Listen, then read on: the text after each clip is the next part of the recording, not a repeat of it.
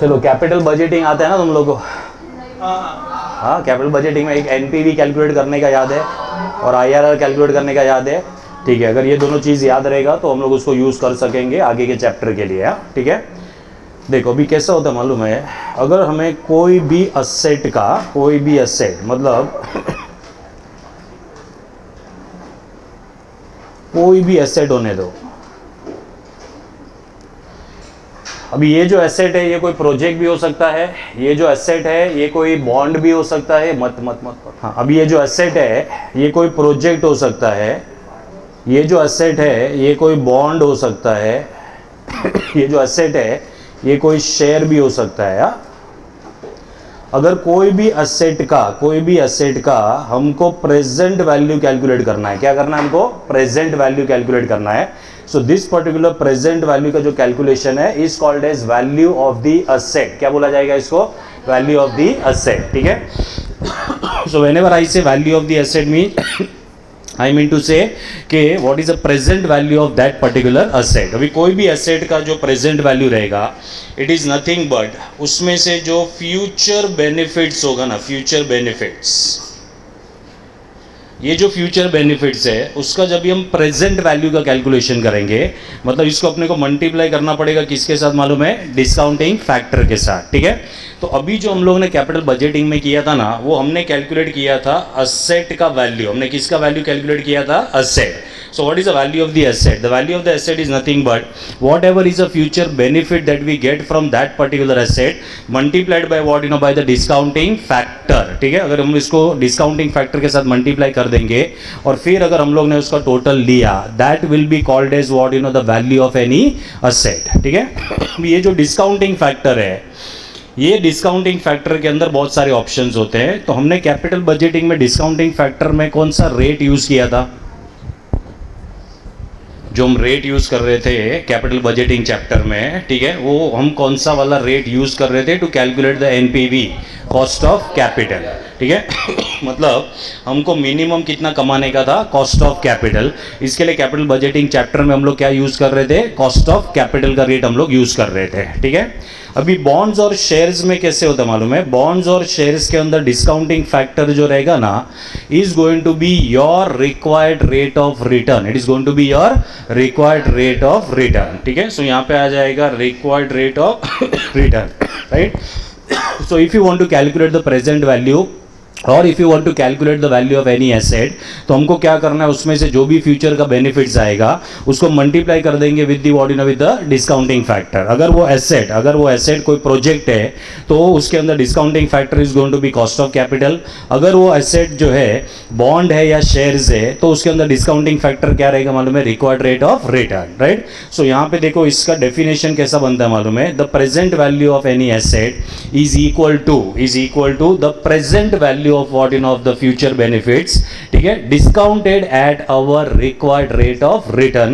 That will give you the value of what, you know, value of any project, value of the bond और value of what, you know, value of shares. ठीक है, जब भी हमने project का present value calculation किया, ठीक है, तो उसके अंदर फ्यूचर बेनिफिट्स क्या था? नहीं दिख रहा है? चलो, जब भी हम लोग ने ये जो प्रोजेक्ट है उसका जब भी हम लोग ने यहाँ पे वैल्यू कैलकुलेट किया तो उसके अंदर फ्यूचर बेनिफिट्स क्या था? ठीक है, तो खाली एक बार तुमको रिवाइज कर देता हूँ। उसके अंदर जो मेजर फ्यूचर बेनिफिट्स था ना वो सी फैट था। क्या था उसके अंदर? C FAT. ठीक है, अच्छा, इसके अलावा there can be what, you know, there can be scrap value at the end. ठीक है, ये भी एक कैश इनफ्लो था। And there was release of what, you know, release of working capital. ये सब जो है ये फ्यूचर बेनिफिट्स है। ये सब फ्यूचर बेनिफिट को हमने मल्टीप्लाई किया था with discounting factor at the rate of cost of capital. तो जो हमको मिला था ना वो था PVCI। ठीक है, सो PVCI is nothing but it is a value of the asset. It is nothing but it is what, it is a value of the asset. ठीक है, सपोज अगर हम लोग ने कोई भी प्रोजेक्ट का PVCI का कैलकुलेशन किया और उसका PVCI का वैल्यू आता है 5 lakhs। ठीक है, that means what is the value of the asset? The value of the asset is what, you know, is 5 lakhs, right? अभी अगर तुमको ये एसेट 4 लाख में में मिल रहा है, अगर ये एसेट तुमको 4 लाख में मिल रहा है, या फिर तुम ये प्रोजेक्ट कर सकते हो for how much, for 4 lakh, ठीक है, तो क्या तुम ये प्रोजेक्ट को एक्सेप्ट करोगे कि नहीं करोगे? करेंगे, बराबर है। तो ये जो 4 लाख में मिल रहा है ना, ये तुम्हारा था PVCO, क्या था ये? PVCO, ठीक है। इसके लिए अपने को एक NPV मिल रहा था, और ये जो NPV था ये पॉजिटिव NPV था, and the positive NPV amount was is how much? It is 1 lakh, ठीक है। तो मुझे बताओ ये 5 लाख क्या है? मेरे को 5 लाख का अंडरस्टैंडिंग चाहिए आगे का अंडरस्टैंडिंग के लिए। तो ये है क्या? 5 लाख जो हमने कैलकुलेट किया है वो PVCI है, लेकिन अभी मैंने उसको दूसरा नाम दिया है। This is called as the value of the asset, मतलब तुम्हारे लिए the value of the asset is how much? You know, it is 5 lakh, ठीक है।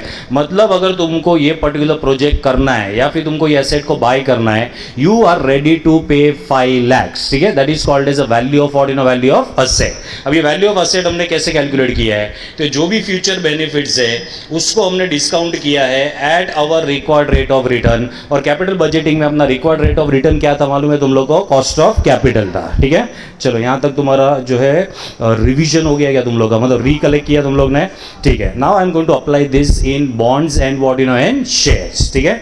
अभी सपोज अगर अपने को कोई बॉन्ड का प्रेजेंट वैल्यू निकालना है, क्या निकालना है? बॉन्ड का प्रेजेंट वैल्यू, या फिर हमको निकालना है present value of what you no of the shares, ठीक है। तो हम इसका वैल्यू कैसे निकालेंगे? तो अपने को पहले ये पता होना चाहिए कि बॉन्ड में से फ्यूचर बेनिफिट्स क्या क्या रहेगा, ठीक है। या फिर शेयर्स का अगर अपने को प्रेजेंट वैल्यू निकालना है तो अपने को पता होना चाहिए कि शेयर्स में से फ्यूचर बेनिफिट क्या क्या रहेगा। वो फ्यूचर बेनिफिट्स का हम प्रेजेंट वैल्यू निकालेंगे, उसको टोटल करेंगे तो अपने को मिल जाएगा वैल्यू ऑफ द बॉन्ड और वैल्यू ऑफ द शेयर्स, ठीक है। So let us first think about what in about the bonds. मेरे को बताओ कि बॉन्ड्स के अंदर फ्यूचर बेनिफिट्स में क्या क्या आएगा?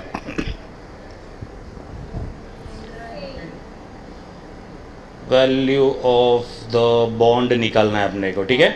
चलो तो ये वैल्यू मतलब कौन सा वैल्यू है भाई? प्रेजेंट वैल्यू, ठीक है। तो उसके लिए अपने को क्या लगेगा मालूम है? इसका फ्यूचर बेनिफिट्स। से for example the life of the bond is 5 years, ठीक है। मतलब year 1, year 2, year 3, year 4, year 5, ठीक है। This is the life of the bond, right. तो मेरे को बताओ ये 5 साल अगर तुम्हारे पास कोई बॉन्ड है तो उसमें से तुमको फ्यूचर बेनिफिट्स क्या क्या मिलेगा? तो सबसे पहले तो तुमको इंटरेस्ट मिलेगा, ठीक है। So your future benefit will be what you no will be interest. Year 1 में इंटरेस्ट आएगा, ठीक है। ईयर 2 में भी इंटरेस्ट आएगा, ईयर 3 में भी आएगा, ईयर 4 में भी आएगा, ईयर 5 में भी आएगा। लेकिन ईयर 5 में और एक चीज हो सकता है, that is the what you know that is the sale value of the bond, क्योंकि तुम्हारा उसका रिडम्पशन होएगा at the end of how many years? At the end of 5 years। So you will have one more benefit, that is what you know redemption value, ठीक है। तो यहाँ पे आ जाएगा रिडम्पशन वैल्यू। तो ये सब कुछ फ्यूचर वैल्यूज है, ठीक है। मतलब ये बॉन्ड का जो फ्यूचर बेनिफिट्स है it is in terms of interest as well as what you know as well as redemption value, ठीक है। जब भी हम इसको मल्टीप्लाई करेंगे with the discounting factor which is going to be your required rate of return, जब भी हम इसका प्रेजेंट वैल्यू का कैलकुलेशन करेंगे और ये प्रेजेंट वैल्यू को जब भी हम टोटल लेंगे, इसको बोलते हैं वैल्यू ऑफ द बॉन्ड। क्या बोलते हैं हम लोग इसको? वैल्यू ऑफ द बॉन्ड, ठीक है। Sorry understanding how to calculate the value of the bond. तो वैल्यू ऑफ द बॉन्ड को कैलकुलेट करने के लिए उसका फ्यूचर बेनिफिट्स को हम लोग क्या करेंगे? डिस्काउंट करेंगे। कौन से रेट पे हम लोग डिस्काउंट करेंगे? At our required rate of return. Suppose if your required rate of return is 15%, तो ये पूरा का पूरा डिस्काउंटिंग क्या रेट पे होएगा मालूम है? 15%, ठीक है। तो प्रैक्टिकली ऐसा भी हो सकता है कि हर एक का रिक्वायर्ड रेट ऑफ रिटर्न अलग अलग रहेगा, तो हर एक के लिए value of the bond will be what you no will be different, right. लेकिन तुमको क्या लग रहा है? ICAI सबको अलग अलग required rate of return print करके देगा क्या? नहीं। तो तुम्हारे सब लोग के लिए required rate of return is going to be same, and you will have to use that particular required rate of return as what you know as a discounting factor, ठीक है। Have you understood this? Suppose अगर ये जो value है ना ये 1200 रुपये आता है, ठीक है। तो 1200 रुपये का मतलब ये है कि ये बॉन्ड को अगर तुम लोग बाय करोगे और अगर ये सब फ्यूचर बेनिफिट्स तुमको मिलेगा, वो सब के लिए you are ready to pay 1200। You are ready to pay how much? 1200, ठीक है। अभी ये बॉन्ड मार्केट में 1100 में मिल रहा है, तो you will buy the bonds और you will not buy the bonds? चलो तुम्हारे लिए वैल्यू 1200 है, मतलब you are ready to spend how much? 1200, ठीक है। अभी यही प्रोडक्ट अगर तुमको मार्केट में 1100 में मिल रहा है तो तुम लोग बाय करोगे कि नहीं करोगे? करेंगे। यही प्रोडक्ट अगर मार्केट में 1400 पे मिल रहा है, are you going to buy the bonds? No, ठीक है। So what we have to do is we have to first calculate the value of the bond. ये तुम्हारे लिए वैल्यू है, मतलब you will be ready to pay how much? Ready to pay 1200 maximum. अगर तुमको ये रेट कमाने का है तो तुम लोग ये प्राइस देने के लिए रेडी हो ठीक है। फिर उसके सामने चेक करने का कि मार्केट में क्या प्राइस है, और अकॉर्डिंगली वी विल डिसाइड कि हमको बॉन्ड बाय करना चाहिए या फिर नहीं करना चाहिए, ठीक है। Have you understood the question? हाँ, अभी जो मैंने 3 क्वेश्चन दिया है ना उसमें से जरा चेक करो तो थर्ड क्वेश्चन क्या था? थर्ड क्वेश्चन, अरे तुम्हारे पास पीडीएफ रहेगा ना उससे, मेरे पास भी इसमें नहीं है तो मेरे को भी मोबाइल का हेल्प लेना पड़ेगा। है किसके पास है? हाँ तो मोकल, नहीं, हाँ तो मने भी दे, मतलब रहेगा किधर तो ढूंढना पड़ेगा, आने तारा ग्रुप में भी मोकली दे।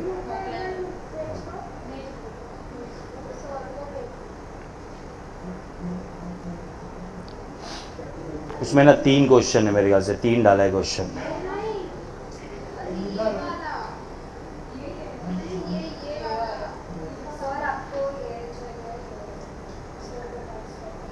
है वो? हाँ चल तो फिर मेरे को मत दो।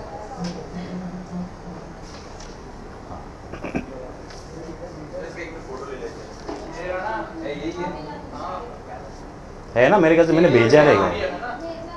हाँ इसमें ये नहीं, ये तो कॉस्ट, ये है कैपिटल बजटिंग का, ऐसे कॉस्ट ऑफ कैपिटल का रहेगा।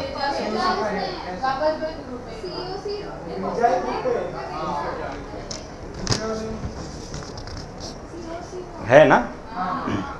हाँ तो उसमें ना थर्ड क्वेश्चन पे आ जाओ पहले। थर्ड क्वेश्चन देखो देखो क्या दिया है थर्ड क्वेश्चन में। एक कंपनी है, is planning to issue a bond, it is planning to issue a debenture series on the following terms. Face value दिया अपने को, बॉन्ड का फेस वैल्यू दिया है, and what is the face value of the bond is 100। The terms of maturity of how many years? 10 years, ठीक है। मतलब आज अगर तुमने बॉन्ड बाय किया तो you will have to hold the bonds for how many years? For 10 years, ठीक है। ये 10 साल में क्या होगा? तो ये लोग ने अपने को दिया हुआ है ईयर 1 to 4 में the company is going to pay you an yearly coupon rate of 9%, ठीक है। मतलब तुमको every year from year 1 to year 4 you are going to get something called as what? Interest, ठीक है। ये जो इंटरेस्ट तुमको मिलेगा ये क्या रेट पे मिलेगा? 9% पे मिलेगा, ठीक है। देन ईयर 5 से लेके year 8 you will be receiving interest at the rate of 10%, और 9th ईयर और 10th ईयर में you are going to receive interest at the rate of 14%, ठीक है। The current market yield on similar debenture is 15%. The company proposes to price the issue in such a manner that it can yield 16% compounded rate of return to the investor. मतलब investor का required rate of return कितना है मालूम है तुमको? 16% है, that is 16%, ठीक है। तो जब भी हम ये डिबेंचर का प्रेजेंट वैल्यू निकालेंगे तो हम इसके अंदर कॉस्ट ऑफ कैपिटल क्या कंसीडर करेंगे? तो क्या दिख रहा है? चूहा था नहीं ना? अरे ये लोग इधर देख रहे तो मेरे को लगा कुछ है क्या इधर ऐसा हाँ तो what is the required rate of return for the investor बताओ जरा? 16% है। दैट मीन्स ये क्वेश्चन के अंदर डिस्काउंटिंग फैक्टर क्या लेना पड़ेगा? 16%, okay. The company also proposes to redeem the debenture at 5% premium on maturity. मतलब ये डिबेंचर का रिडम्पशन, ये पैसा वापस कभी किया जाएगा? Eight the end of which year? 10th year, ठीक है। तो कितना पैसा वापस दिया जाएगा? तो it is redeemable at a premium of 5%, मतलब 100 के सामने कितना दिया जाएगा? 105, ठीक है। कैन यू वर्कआउट के इसमें क्या क्या बेनिफिट होएगा? ईयर 1 से ईयर 4 में इंटरेस्ट, ईयर 5 से ईयर 8 में interest, 9th year 10th year में इंटरेस्ट, एंड 10th ईयर में रिडीमेबल वैल्यू, ठीक है। Then determine the issue price of the debenture, ठीक है। अगर ये लोग बोल रहे हैं कि इश्यू प्राइस का कैलकुलेशन करना है, means they are expecting you to calculate the present value of the what in of the debenture, ठीक है। So how we will be calculating the present value? So heading दो यहाँ पे, calculation of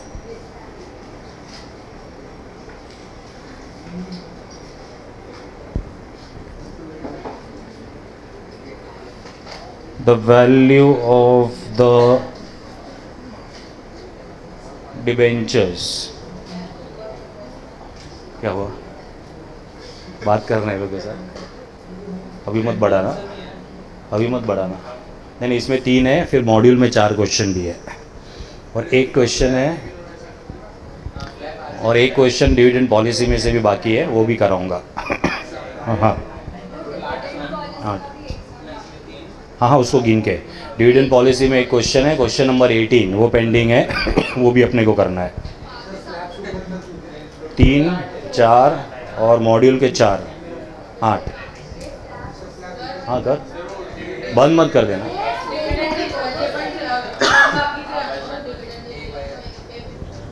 dividend decision का question number 18 बाकी है, उसके अलावा और कुछ बाकी है? नहीं नहीं, उसके लिए अलग से पेज छोड़ने की जरूरत नहीं है, वो कॉन्सेप्ट बाद में आएगा।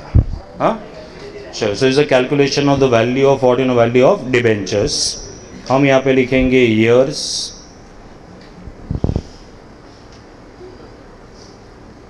Interest, RV, cash flows, discounting factor 16%। Why we are taking discounting factor 16%? क्योंकि हमारा रिक्वायर्ड रेट ऑफ रिटर्न 16% है, ठीक है। और फिर हम यहाँ पे लेंगे PV, that is present value. Year 1 से ईयर 4, ईयर 5 से ईयर 8, ईयर 9 से year 10 and also year 10।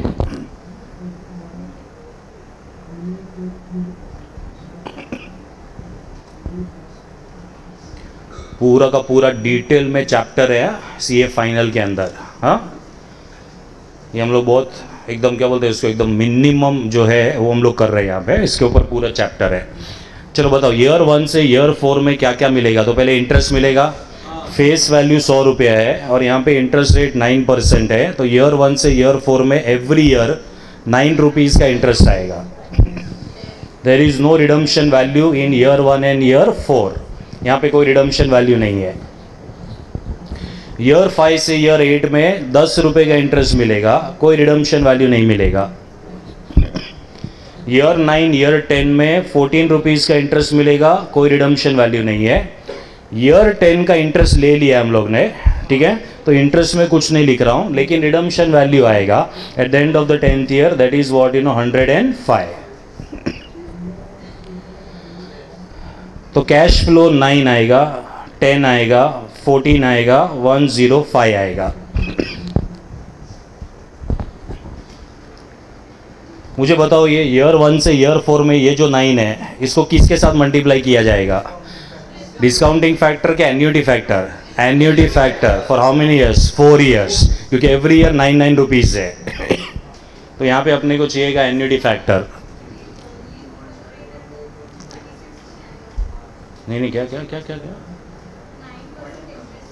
9 rupees annuity है बेटा। मतलब फर्स्ट ईयर के एंड पे 9 रुपया, सेकेंड ईयर के एंड पे 9 रुपया, थर्ड ईयर के एंड पे 9 रुपया, फोर्थ ईयर के एंड पे 9 रुपया, ऐसा है। हाँ, कितना है?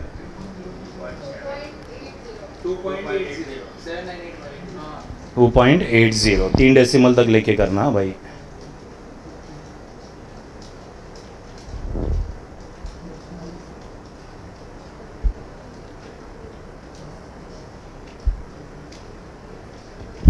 हाँ, फिर 5 to 8 में क्या करना है मालूम है ना?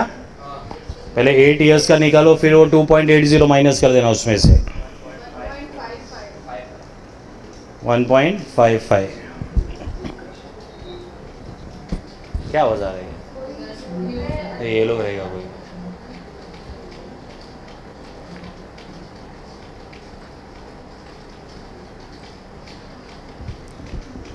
नाइन और 10 में 0.49 आ रहा है।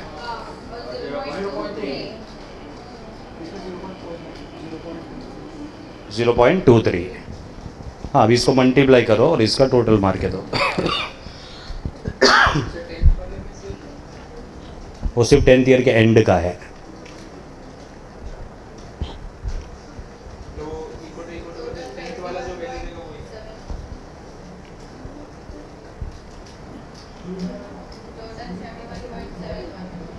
$71.71।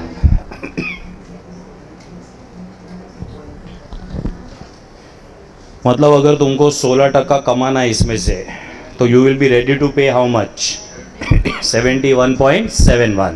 सपोज कंपनी ये डिबेंचर 75 में इशू करेगा, तुम लोग को बाय करना चाहिए कि नहीं करना चाहिए? नहीं करना चाहिए, ठीक है। अगर सपोज कंपनी ये डिबेंचर 70 में इशू कर रहा है तो बाय करना चाहिए।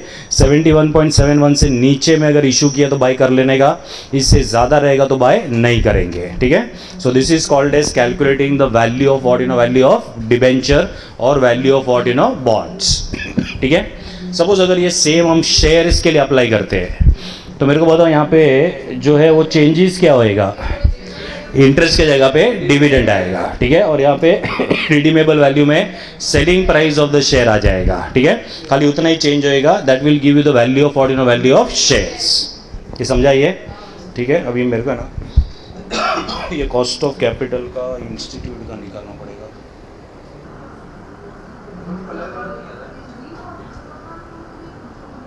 ओल्ड रहेगा ये। हाँ, अभी इसके अंदर ना मैं कुछ लिख नहीं पाएगा, मतलब इसमें कुछ हाईलाइट वाईलाइट नहीं होएगा।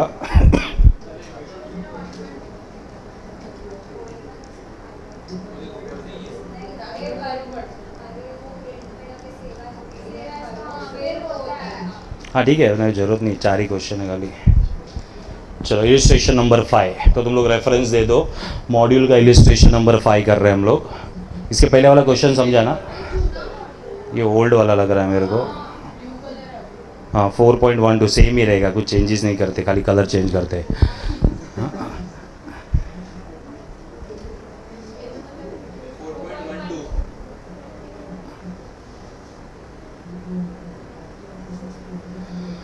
हाँ देखो क्या दिया है इसमें, RBML is proposing to sell a 5-year bond, मतलब what is the life of the bond? 5 years of ₹5,000, मतलब 5,000 क्या है मालूम है यहाँ पे? इसका फेस वैल्यू है at 8% rate of interest per annum, so 8% coupon rate है, okay. The bond amount will be amortized equally over its life, मतलब आज अगर तुमने 5,000 इन्वेस्ट किया तो तुमको एवरी ईयर 1,000 रुपीज़ जो है ये रिटर्न किया जाएगा, ठीक है। उसको बोलते हैं the bond amount will be amortized equally over its life. Calculate the bonds present value for an investor, मतलब इन्वेस्टर जो है कितना पैसा देने के लिए रेडी रहेगा, ये अपने को कैलकुलेट करना है। If he aspects a minimum rate of return of 6%, ठीक है। पहले मेरे को ये बताओ कूपन रेट क्या है इसमें? 8% है, लेकिन तुम्हारा एक्सपेक्टेशन 8% है कि 6% है? 6%. So your required rate of return is 6%. You will be calculating the present value at 6%. लेकिन कंपनी जब भी तुमको इंटरेस्ट देगा तो that will be given at what, at 8%, ठीक है। अब मुझे बताओ ये क्वेश्चन के अंदर what is the benefit that we will be getting over a period of 5 years? हाँ, तो एक तो अपने को रिडीमेबल वैल्यू मिलेगा एवरी ईयर, प्लस अपने को एवरी ईयर क्या मिलेगा? इंटरेस्ट भी मिलेगा, ठीक है। तो यहाँ पे जो फॉर्मेट बनेगा ना उसके अंदर सेम ही फॉर्मेट आएगा यहाँ पे। सो यहाँ पे आएगा पहले ईयर्स, फिर इधर आएगा इंटरेस्ट, इधर आएगा RV, cash flows, discounting factor at the rate of 6%, और इधर क्या आएगा? Present value.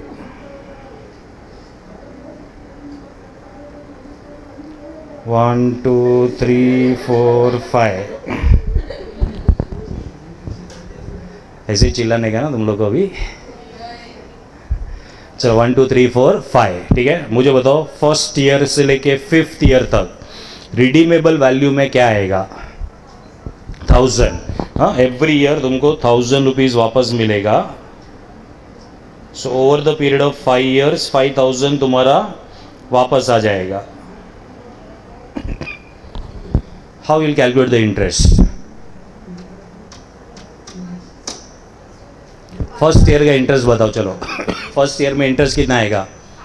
5000 face value into 8%, ठीक है, मतलब कितना आएगा? 400। तो फर्स्ट ईयर के एंड पे you will get 1400। Second year में इंटरेस्ट कैलकुलेट करोगे तभी संभालना है, क्योंकि 5000 जो था उसमें से 1000 वापस मिल चुका है। तो अभी सेकेंड ईयर में जो इंटरेस्ट मिलेगा वो खाली 4000 पे आएगा। तो 4000 का 8% आएगा, 320 1320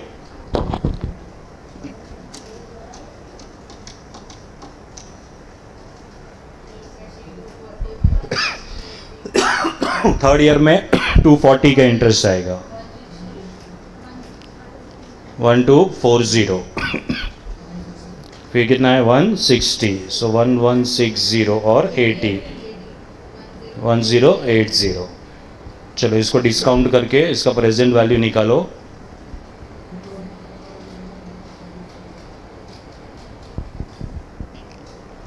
ये मॉड्यूल का प्रेजेंटेशन नहीं देखने का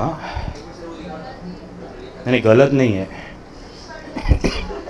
बकवास है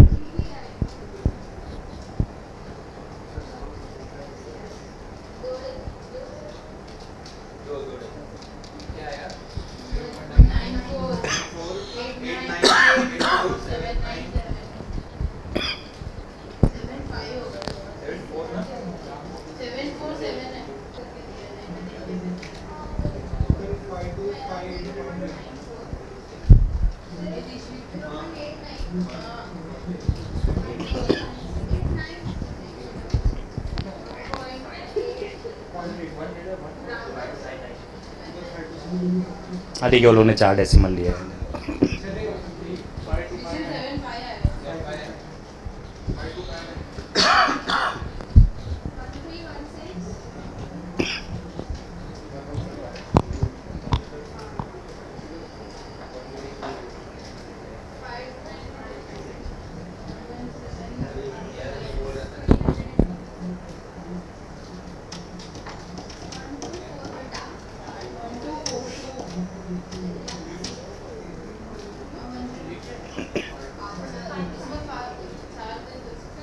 छोड़ वो लोग का मेथड मत दे फाइनल आंसर देखो तुम लोग 5259 ठीक है लोग ने मेरे ख्याल से पूरा लिया या फिर 4 डेसिमल लिया है इसके लिए उतना राउंड ऑफ का डिफरेंस है वो हाँ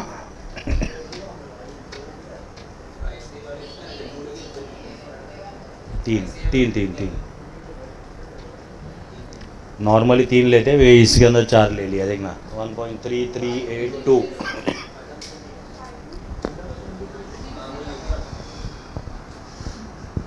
क्या लिखना है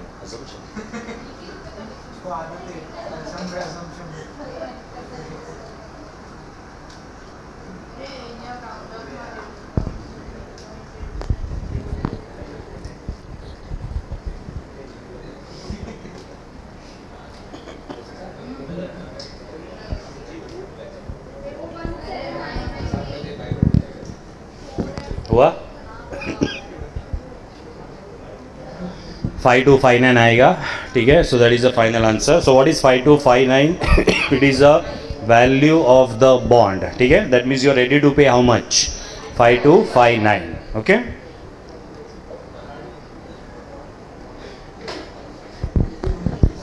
चलो भी ये वाली शीट पे आ जाओ क्वेश्चन नंबर 1 पे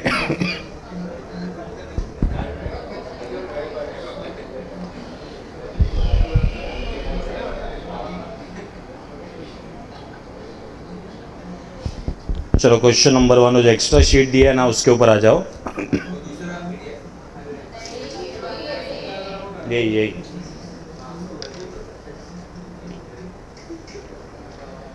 चलो देखो क्वेश्चन नंबर 1 में क्या है ए लिमिटेड इश्यूड 10,000 रिडीमेबल 10% डिबेंचर्स ठीक है तो जो 10,000 है ना वो नंबर ऑफ डिबेंचर्स है okay 10% is what you know is a coupon rate face value is 100 flotation cost is 5 पर डिबेंचर ठीक है तुमको याद है फ्लोटेशन कॉस्ट होता है उसके अंदर ठीक है फ्रेश इशू करने के टाइम पे फ्लोटेशन कॉस्ट आएगा these debentures are to be redeemed after 5 years at par ठीक है मतलब यहाँ पे रिडम्पशन वैल्यू कितना आएगा मालूम है 100 इनकम टैक्स का rate is 50% calculate the cost of this debentures using approximation formula ठीक है अप्रॉक्सीमेशन फार्मूला जो हम लोग ने कॉस्ट ऑफ कैपिटल चैप्टर के अंदर जो भी फार्मूला किया ना वो पूरा का पूरा फार्मूला कौन सा था अप्रॉक्सीमेशन ठीक है दूसरा बोला है using trial and error method. ये जो ट्रायल एंड एरर मेथड है दैट इज YTM फॉर्मूला। कौन सा फॉर्मूला ये? YTM, yield to maturity. ठीक है, इसका फुल फॉर्म होता है yield to maturity is nothing but IRR formula use करना है अपने को। ठीक है, तो बॉन्ड के लिए जब भी IRR का कैलकुलेशन करते हैं तो उसको बोला जाता है YTM, that is yield toward maturity.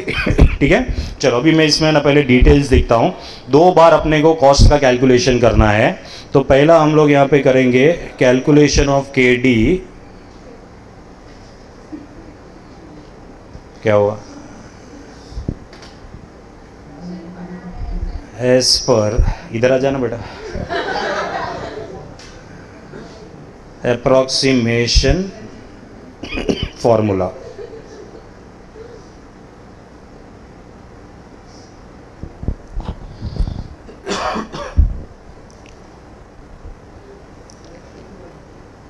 चलो ये तुमको याद रहेगा कि नहीं मेरे को डाउटफुल है। ठीक है, देखो फेस वैल्यू 100, कूपन रेट 10%, फिर फ्लोटेशन कॉस्ट है इसमें। ठीक है, फ्लोटेशन कॉस्ट कितना दिया है? 5 पर डिबेंचर। इशू प्राइस मतलब ये डिबेंचर को जब भी नया इशू करेंगे तो कोई डिटेल्स नहीं है, मतलब it will be issue at par. ठीक है, तो इशू प्राइस कितना रहेगा? 100, लेकिन नेट प्रोसीड्स जो है वो आएगा 100 माइनस 5, 95, क्योंकि ये रिडीमेबल डिबेंचर्स है। N is equal to 5 because the period is how many years? 5 years. Redemption value और redeemable value, it is also redeemable at par, तो ये भी 100 आएगा। अभी इतना सारा डिटेल क्यों लिखा है यहाँ पे? पहले इंटरेस्ट कैलकुलेट करेंगे। So interest will be 100 into 10% which is 10 rupees. Tax rate दिया है क्या क्वेश्चन में? टैक्स इज इक्वल टू 50% और 0.50। तो हमको इंटरेस्ट कैलकुलेट करने में interest into 1 minus tax, so 10 into 1 minus 0.50, so this will be 5। अभी अप्रोक्सीमेट फॉर्मूला क्या था मालूम है? Approximate formula is KD is equal to interest into 1 minus tax plus RV minus NP upon N, the whole upon RV plus NP upon 2 into 100। ये approximate formula है।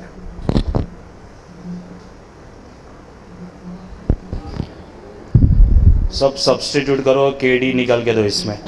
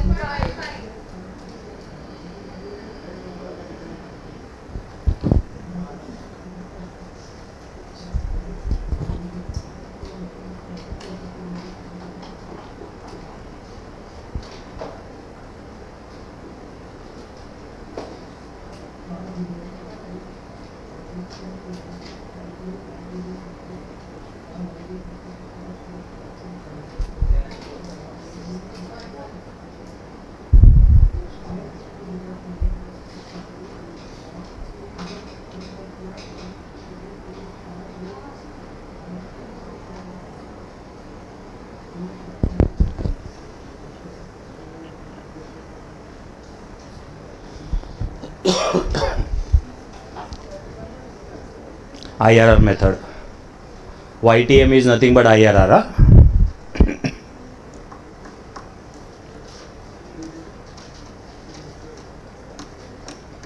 IRR याद है? Full form मत बोलना, तो क्या था, कैसे कैलकुलेट करते थे वो याद है क्या? 6.15 क्या है वो तुमको समझा? ये कॉस्ट है कंपनी के लिए, this is a cost of debenture, ठीक है, as per which method, as per approximation method, मतलब फॉर्मूला यूज करते तो अप्रॉक्सीमेशन मेथड होता है, ठीक है। अभी एग्जैक्ट कैलकुलेशन करना है तो हमें time value of money use करना पड़ेगा, that will give us what, you no, will give us YTM method, ठीक है। ये वाला मेथड अपने को एग्जैक्ट आंसर देगा। ये हो गया सब लोग का, पहले बताओ, ठीक है। Now you don't write anything and just concentrate. इसमें क्या करना है, पहले ना ये आंसर को चेक करो, ये 6.15 है, ठीक है। अभी YTM मतलब IRR का कैलकुलेशन है, तो अपने को 2 रेट लगेगा, ठीक है, और वो दोनों रेट का जो डिफरेंस रहेगा ना वो 1% होना चाहिए। कितना होना चाहिए? 1%। याद आ रहा है ऐसा कुछ, ठीक है। तो अभी हम क्या करेंगे, क्योंकि यहाँ पे 6.15 मिला है, we will try between what, you know, between 6 and 7। तो पहले बिटवीन 6 एंड 7 ट्राई करते हैं हम लोग। अभी इसके अंदर देखो कैसे ट्राई करना पड़ेगा। तो यहाँ पे पहले आएगा ईयर्स, ये जो ईयर्स है उसके अंदर सबसे पहले ईयर 1 से लेके year 5, because what is the life of the, what, you know, life of the bond 5 years, ठीक है। ईयर 1 से लेके year 5, our interest is to calculate the YTM। क्या कैलकुलेट करना है? YTM, ठीक है। मतलब YTM कैलकुलेट करना है, और ये YTM मेथड से cost of the debt calculate करना है, right. So who is interested in calculating the cost of the debt? Investor को इंटरेस्ट है कि कंपनी को इंटरेस्ट है? कंपनी को, ठीक है। इन्वेस्टर को इंटरेस्ट है कि उसका वैल्यू कितना रहेगा, और कंपनी को इंटरेस्ट है कि इसका कॉस्ट कितना रहेगा, ठीक है। तो यहाँ पे जब भी हम लोग इंटरेस्ट लिखेंगे ना, इंटरेस्ट, तो यहाँ पे खाली इंटरेस्ट नहीं आएगा, यहाँ पे आएगा इंटरेस्ट इनटू 1 माइनस टैक्स। क्या आएगा यहाँ पे? Interest into 1 minus tax. मेरे को बताओ यहाँ पे इंटरेस्ट इनटू 1 माइनस टैक्स क्यों लिया? ये कैलकुलेशन किसके पॉइंट ऑफ व्यू से हो रहा है, ये अपने को समझना है, कंपनी के पॉइंट ऑफ व्यू से। तो कंपनी के लिए कॉस्ट इंटरेस्ट है कि इंटरेस्ट इनटू 1 माइनस टैक्स है? Interest into 1 minus tax is a cost to the, what, you know, to the company, ठीक है। लेकिन इन्वेस्टर के पॉइंट ऑफ व्यू से, इन्वेस्टर के हाथ में तो पूरा 10 रुपये आने वाला है, लेकिन हम यहाँ पे इन्वेस्टर के पॉइंट ऑफ व्यू से नहीं कर रहे, हम किसके पॉइंट ऑफ व्यू से कर रहे हैं? कंपनी। तो कंपनी के लिए इफेक्टिव कॉस्ट कितना है? तो effective cost is interest into 1 minus tax, ठीक है। तो यहाँ पे मुझे बताओ इंटरेस्ट इनटू 1 माइनस टैक्स, ऊपर देखो जरा, every year it is how much? 5, ठीक है। तो यहाँ पे ईयर 1 से ईयर 5 एवरी ईयर अपने को इंटरेस्ट मिलेगा of, what, you no, 5 rupees, ठीक है। ये वाला पॉइंट समझा? ठीक है। फिर ईयर 5 में और एक चीज आएगा, रिडम्पशन वैल्यू, बराबर है। What is the redemption value? It is at par, ठीक है। And what is the par value? We are having 100, ठीक है। अभी हम पहले यहाँ पे लेंगे discounting factor at the rate of 6%, इसका PV निकालेंगे, प्रेजेंट वैल्यू। ये 5 को किसके साथ मल्टीप्लाई किया जाएगा बताओ तो जरा? एन्युटी फैक्टर, हाँ। For how many years? 5 years, 4.21,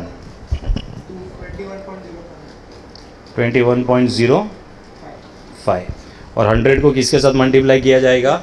5th year के एंड के फैक्टर के साथ, 0. तो ये आएगा 7.50, 100 है ना।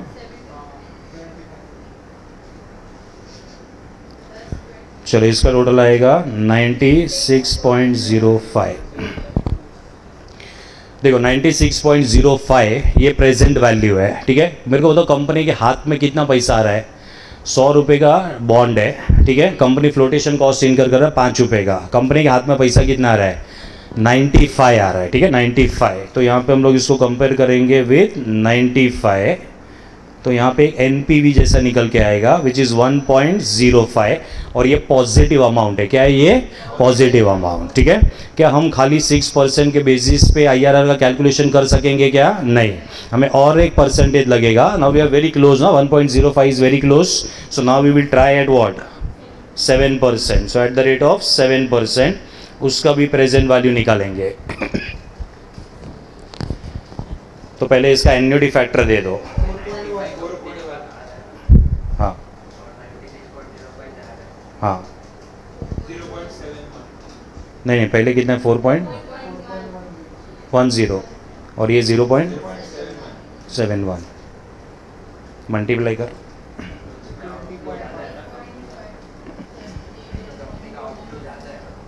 इसके अंदर ज़्यादा है, हाँ इसमें कम आना, मतलब इसके अंदर कम आना चाहिए। क्या? 5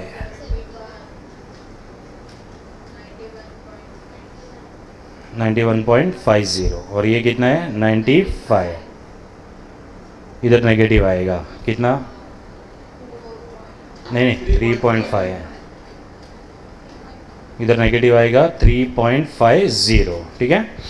चलो तो अभी मुझे बताओ ये लोग ने जो भी कमाया रहेगा, ठीक है, देन मतलब जो भी कंपनी के लिए कॉस्ट आएगा it is going to be between what and what, 6 and 7, ठीक है। अभी इसके आगे का प्रोसेस याद है, वो डायग्राम बना के, हाँ पूरा, ठीक है, तो वो तुम लोग कर पाओगे, ठीक है। पहले इतना कॉपी करो और वो आगे का डायग्राम बना के, IRR मत लिखना, YTM लिखना बाद में, हाँ IRR के जगह पे।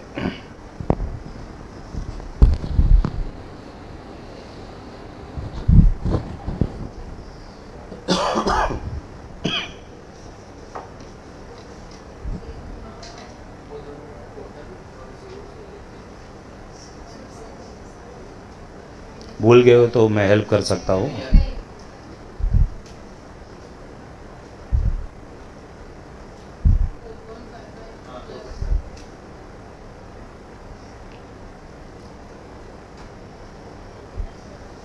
दोनों में आंसर सेम नहीं आएगा, मतलब अप्रॉक्सीमेशन जो मेथड था उससे आंसर अलग आएगा और अभी जो हम लोग कर रहे हैं उससे आंसर अलग आएगा।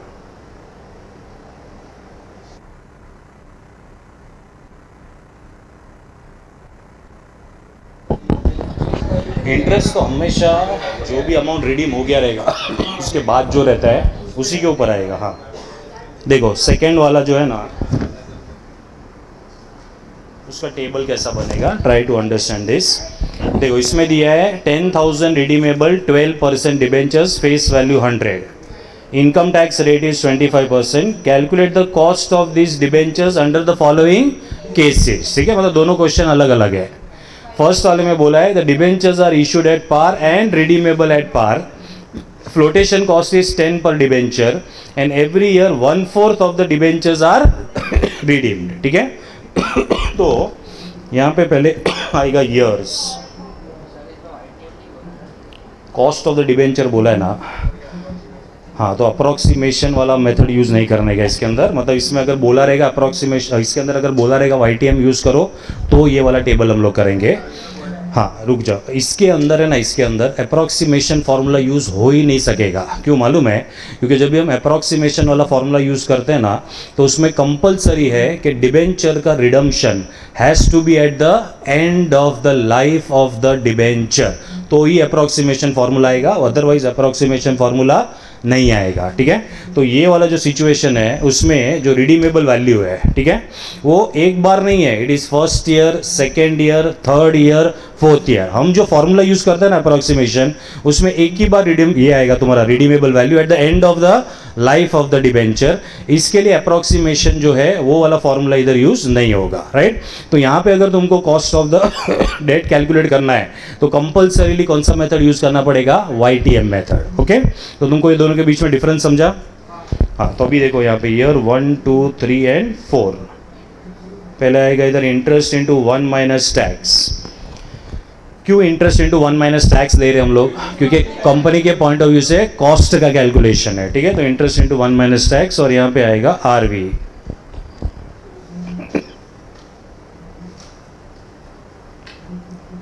₹100 का डिबेंचर है, नहीं 100 रुपये का डिबेंचर है, तो रिडीमेबल वैल्यू 1/4 बोला है ना वो लोग ने, तो 25 रुपये आएगा। इधर कैश फ्लो लेके आना है उनको, 25, 25, 25। रिडीमेबल एट क्या है मालूम है? At par. Suppose redeemable at premium होता तो प्रीमियम लास्ट में ऐड कर देते कि प्रीमियम को भी स्प्रेड कर देते थे? स्प्रेड कर देते थे, ठीक है। मतलब सपोज अगर 100 रुपया लिया है और अगर 150 रुपया वापस करना है तो 150 divided by 4 will be the what you no will be the redemption value, ठीक है। वो भी स्प्रेड हो जाएगा over the period of 4 years. हाँ अभी इधर बताओ interest into 1 minus tax, first year में क्या आएगा? 9 आएगा। 1 माइनस टैक्स करके दे रहे हो ना, हाँ तो इधर 9 आएगा। फिर 75 के ऊपर लेना है अभी, हाँ 12% इंटू 1 माइनस टैक्स 6.75।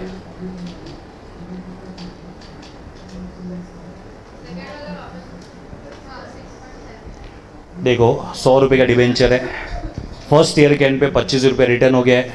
अभी कंपनी इंटरेस्ट कौन सा अमाउंट के ऊपर पे करेगा?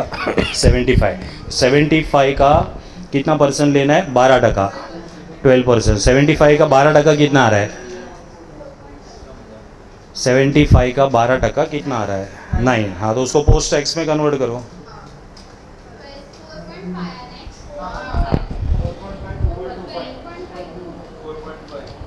और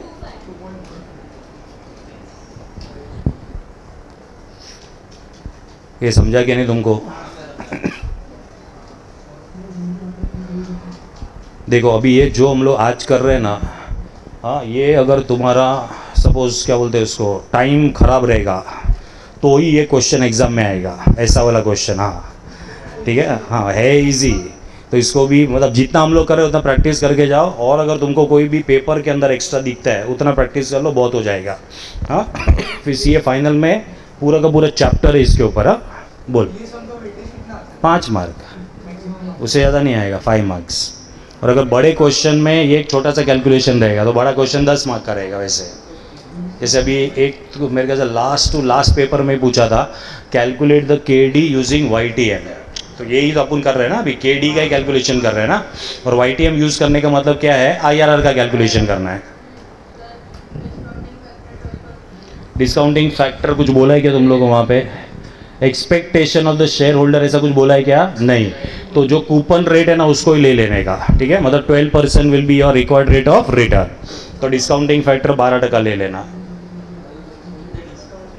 एक मिनट, अपने को डिस्काउंटिंग फैक्टर नहीं चाहिए इसमें, हमको YTM कैलकुलेट करना है ना। हाँ, वैल्यू कैलकुलेट करना है तो 12% लेंगे, लेकिन हमको वैल्यू कैलकुलेट नहीं करना है, हमको क्या कैलकुलेट करना है? KD का कैलकुलेशन है, ठीक है। तो KD का कैलकुलेशन करने के लिए हमको 2 रेट चाहिएगा, बराबर है। तो पहले मेरे को ये बताओ, ये कैश फ्लो का टोटल कितना आ रहा है? दिस विल बी 27.25, ठीक है। नहीं, टोटल नहीं चाहिए अपने को, इसका प्रेजेंट वैल्यू निकालना पड़ेगा ना पहले। तो पहले हम लोग एक डिस्काउंटिंग फैक्टर लेते हैं। चलो डिस्काउंटिंग फैक्टर क्या करो, 10% लेके दो, नहीं तो 12 है ना, 12 ही ले लो। चलो एक बार 12 लेके करो, पहले जगह छोड़ना थोड़ा, 2-3 बार हो सकता है क्योंकि अपने को रेट्स नहीं पता है।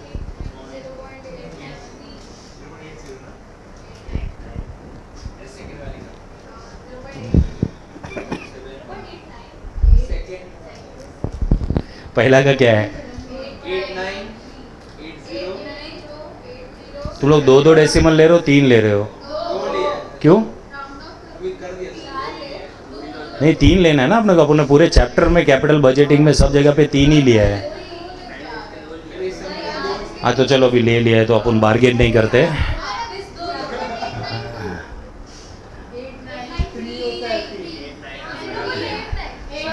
अरे छोड़ो, अभी ये सब के लिए अपन थोड़ी ना मिले।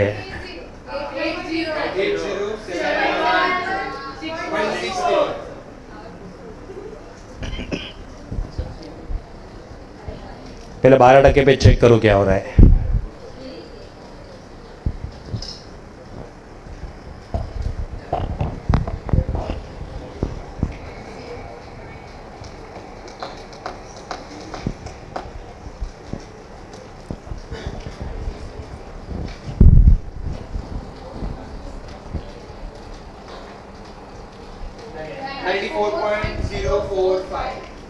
$94.045। हाँ, इसके सामने कंपनी को कितना पैसा यूज़ करने को मिलेगा? फ्लोटेशन कॉस्ट 10 है तो 90 यूज़ करने को मिलेगा, 90।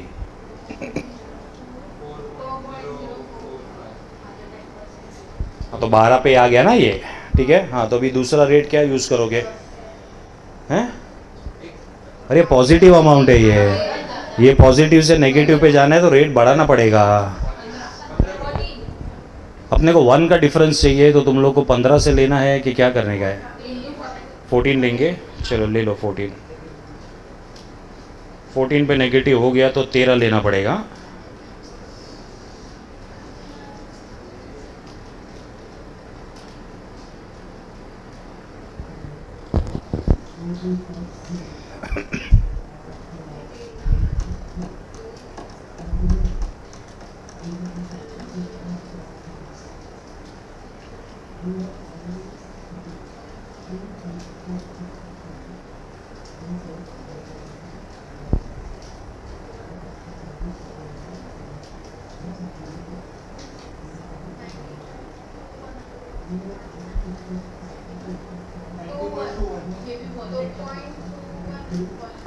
ये भी पॉजिटिव आ रहा है, माइनस करके। हाँ 0.21 पॉजिटिव, हाँ तो 15 लेके करो। मतलब इट इज बिटवीन 14 एंड 15।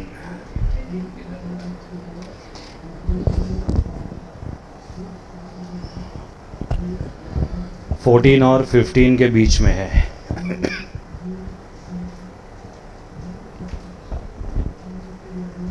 ये समझा ना दोनों, वाई टी एम जो कर रहे तो कुछ नहीं है वो। हाँ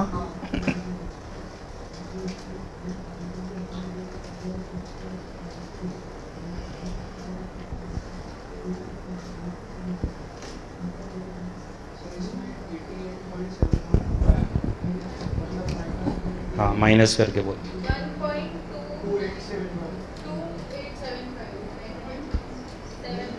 नेगेटिव। हाँ तो मतलब cost K D as per Y T M is between 14% and 15%.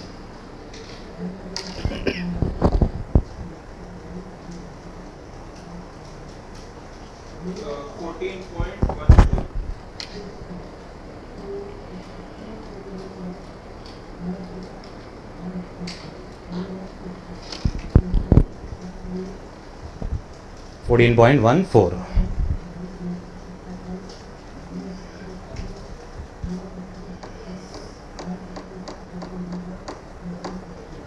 Easy है ना?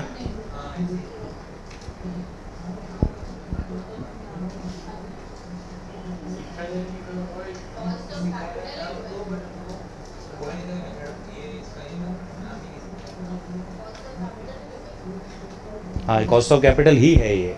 This is cost of capital plus time value of money, और कुछ नहीं है।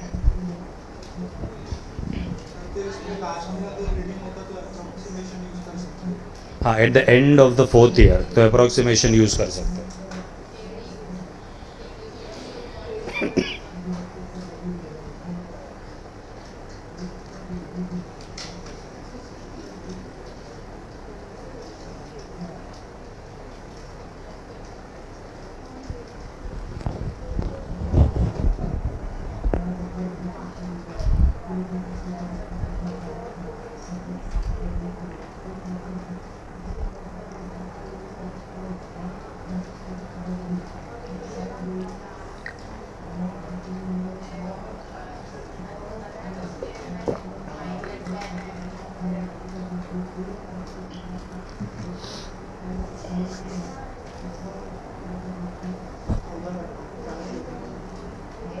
सेकेंड वाला ट्राई कर रहे हो?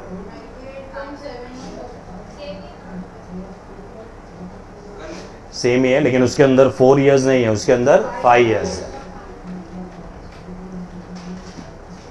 अच्छा मेरे को एक बात बताओ, सपोज अगर ये सेम टेक्निक प्रेफरेंस शेयर्स के लिए यूज करना है तो उसके अंदर इंटरेस्ट के जगह पे क्या आएगा? प्रेफरेंस डिविडेंड आएगा, और यहाँ पे रिडीमेबल वैल्यू आ सकता है, बराबर है, अगर ये प्रेफरेंस के लिए यूज करना है तो ये लोग ये भी बोल सकते हैं calculate K P using Y T M method. ठीक है, तो K P using Y T M method का मतलब है उसमें भी टाइम वैल्यू मनी यूज करना है, IRR का कैलकुलेशन करके देना है। हाँ ये दोनों सेम है। सेकेंड वाला करो, चलो सेकेंड वाला।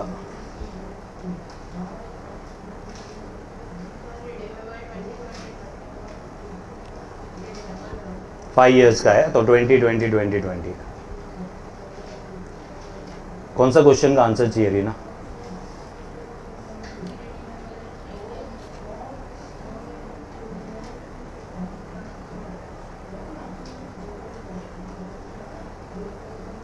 क्वेश्चन 1, नहीं क्वेश्चन 1 का ये क्या आया था आंसर अपने को भाई? 6.23 था। हाँ हाँ Y T M.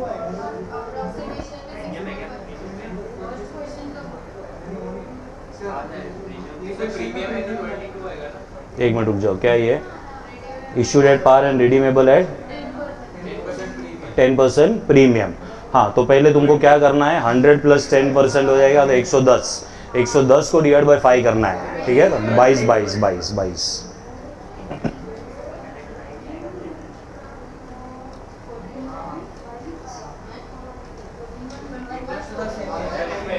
Interest into 1 minus tax. हाँ, तो अगर सपोज तुम्हारा कूपन रेट सेम है क्या दोनों में? हाँ, तो वही आएगा। तो इंटरेस्ट इंटू 1 माइनस टैक्स जो रहेगा वो सेम रहेगा। सेकंड में, हाँ, लास्ट में भी आएगा। मतलब इंटरेस्ट का अमाउंट जो है वो चेंज होते हैं, क्योंकि अभी यहाँ पे 5 ईयर्स है। तो फर्स्ट ईयर में क्या इंटरेस्ट आएगा मालूम है? 100 इंटू 12%। तो 100 इंटू 12%, 1 माइनस टैक्स करना पड़ेगा। तो फर्स्ट ईयर का सेम आएगा। फिर सेकेंड में 80 के ऊपर लेना पड़ेगा। 80 है, 22 माइनस नहीं करना, क्योंकि प्रिंसिपल वैल्यू माइनस होएगा।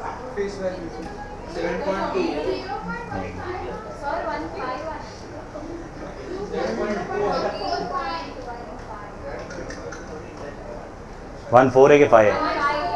हाँ ठीक है, हाँ ठीक है, ठीक है, ठीक है, इसको छोड़ो। ईयर्स 1 2 3 4 5, ठीक है। इधर आएगा interest into 1 minus tax. First वाले का बताओ क्या है? इंटरेस्ट इंटू 1 माइनस टैक्स 9, ये 9 आएगा। सेकंड में कैसा लोगे? सेकंड में 80 के ऊपर लेना पड़ेगा। 80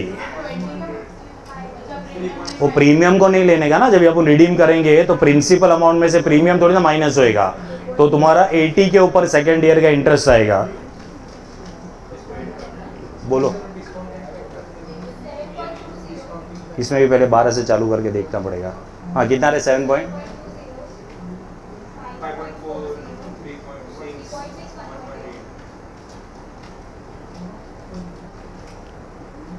आरवी 22।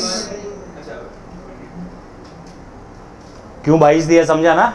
हाँ,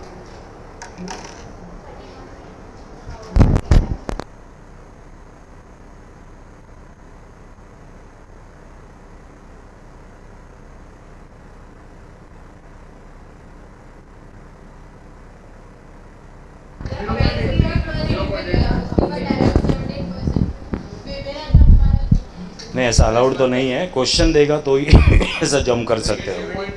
या आपने देखा था ना IRR कैलकुलेशन करने के टाइम पे, क्वेश्चन अलाउ करेगा तो हम लोग जम कर सकते हैं।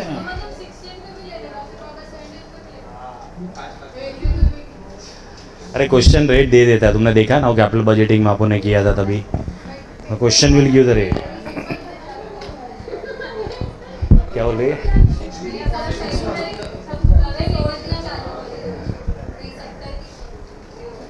16% पे प्रेजेंट वैल्यू, 17% पे प्रेजेंट वैल्यू। इसमें से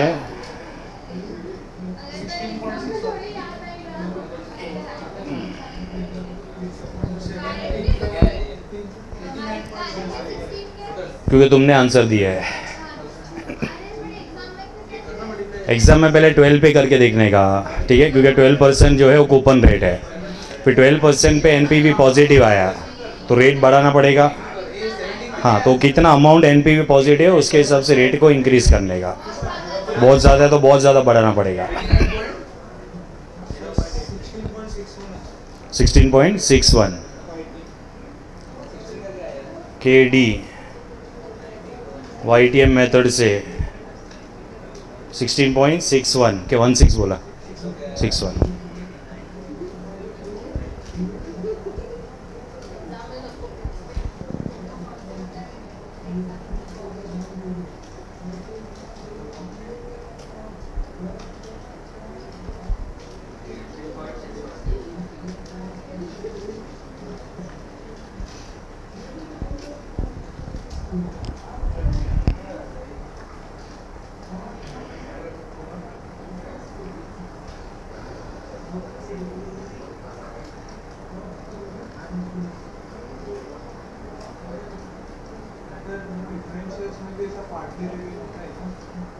किसमें? हाँ, मतलब क्वेश्चन फ्रेम करने के लिए करना रहेगा तो कर सकते हैं, ये होता नहीं है, सेम ही आएगा।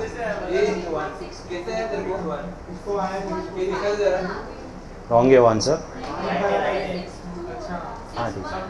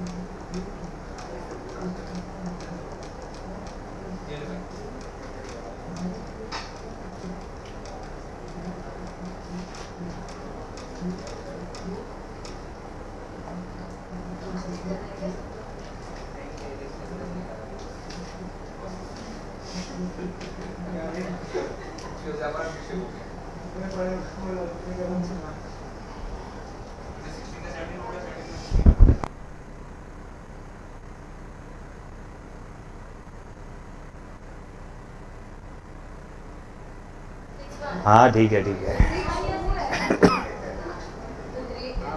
चलो इलिस्ट्रेशन नंबर 4।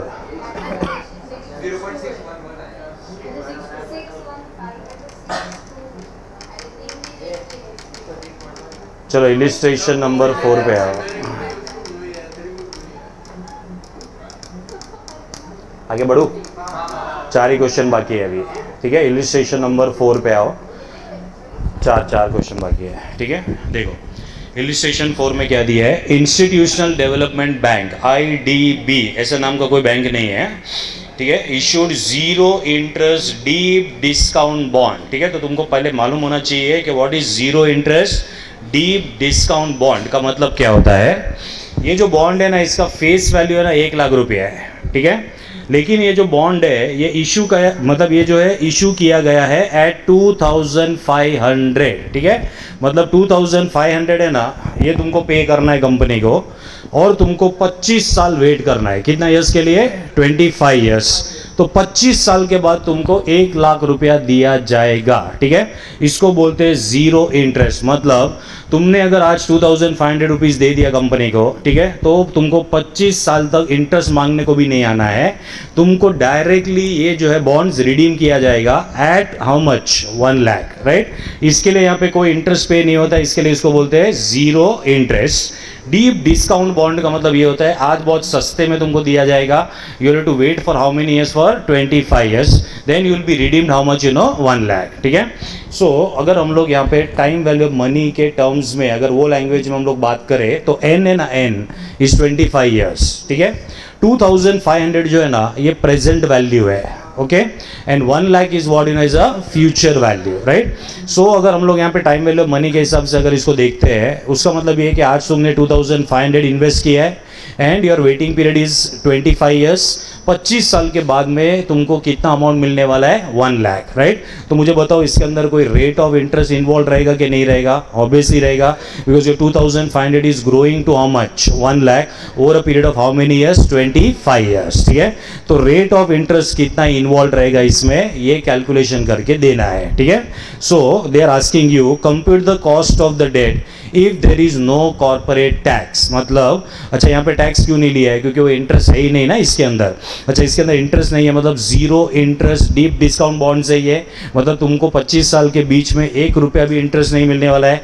जो भी इंटरेस्ट रहेगा वो पूरा का पूरा ये 1 लाख के अंदर क्या हो जाएगा मालूम है, एक्यूमुलेट हो जाएगा। सो यहाँ पे तुमको रेट ऑफ इंटरेस्ट कैलकुलेट करना है, मतलब ये ट्रांजेक्शन में what is the rate of interest involve, जो भी रेट ऑफ इंटरेस्ट आएगा that is going to be your what in your cost, ठीक है। तो यहाँ पे देखो कैसे करेंगे हम लोग, we have to use this formula, present value is equal to future value into discounting factor at the rate of some percentage at the end of which year, 25th year, ठीक है। तो यहाँ पे ये 2500 है, फ्यूचर वैल्यू 1 लाख है, हमें find out करना है डिस्काउंटिंग फैक्टर। बराबर है। अच्छा, तो यहाँ पे डिस्काउंटिंग फैक्टर विल बी 1,00,000, नहीं उल्टा लिखा मैंने, this will B 2,500 divide by कितना आएगा 1,00,000, तो 0.025, ठीक है। तो भी कोई तो भी रेट रहेगा जिसका 25th ईयर के एंड का जो फैक्टर है ना वो 0.025 है, ठीक है। अभी क्या रेट ऑफ इंटरेस्ट है ये तुम लोग कैलकुलेटर पे भी वेरीफाई कर सकते हो, ठीक है। तो वो टाइम स्पेंड करना है कि इधर दिखा दूं क्या रेट है। अच्छा, वो टाइम स्पेंड करना है वो ठीक है, चलो यहाँ पे 15% और 16% के बीच में है। मतलब तुमको क्या करना है मालूम है, तुमको पहले ट्रायल एंड एरर यूज़ करना है। तो हम लेंगे यहाँ पे एट 15%, ठीक है। 15% पे हम लोग यहाँ पे कैलकुलेट करेंगे 1,00,000 into what you will have to do is 1 divided by 1.15 equal to how many times 25 times. 25th year के एंड का क्या फैक्टर आ रहा है 0.03, मतलब ये 3,000 आ रहा है। तो 15% पे 3,000 आ रहा है, ठीक है। तुमको कितना चाहिए 2,500, ठीक है। 16% पे देखते हैं,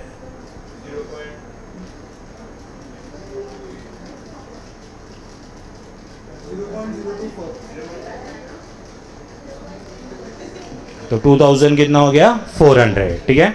हमें कितना चाहिए मुझे बताओ जरा, 2,500 चाहिए, बराबर है। तो 15% पे 3,000 आ रहा है एंड 16% पे 2,400 आ रहा है, ठीक है। देखो इसका मतलब क्या होता है, अगर सपोज सुमन ने आज 2,400 इन्वेस्ट किया है और अगर तुमको 16% मिला रहेगा, कितना मिला रहेगा 16%, तभी जाके 25 ईयर्स के बाद वो 1,00,000 होएगा, राइट। तो तुमने 2,400 इन्वेस्ट किया है कि तुमने 2,500 इन्वेस्ट किया है 2,500, मतलब तुमने 16% नहीं कमाया है, 16% से कम कमाया है, बराबर है। लेकिन 15% पे तुमको कितना इन्वेस्ट करना पड़ेगा 3,000। अगर तुमने 3,000 इन्वेस्ट किया तो ये 25 साल के बाद eight the rate of 15% this will become how much 1,00,000। क्या तुमने 3,000 इन्वेस्ट किया है कि उससे कम इन्वेस्ट किया है, कम। तो तुमने इन्वेस्ट किया खाली कितना 2,500, right. So have you earn 15% और more than 15%, more than 15%, right. So you have earn more than 15% but less than 16%. So your return is between what, between 15 and 16, ठीक है। तो ये 15 and 16 के बीच में वापस से वही यूज करना है ट्रायल एंड एरर मेथड। वो अपने को IRR वाला प्रेजेंटेशन देना है and we have to calculate 15 point कितना परसेंटेज आ रहा है, that is going to be the rate of interest which is involve, ठीक है। पहले इतना कॉपी करो, चलो।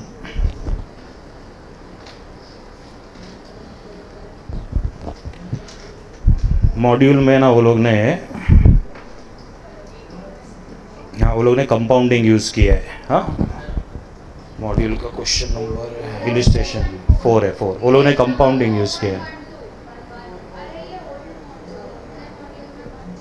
हाँ, तो तुम लोग लिख दो ना 4.11 के आजू बाजू।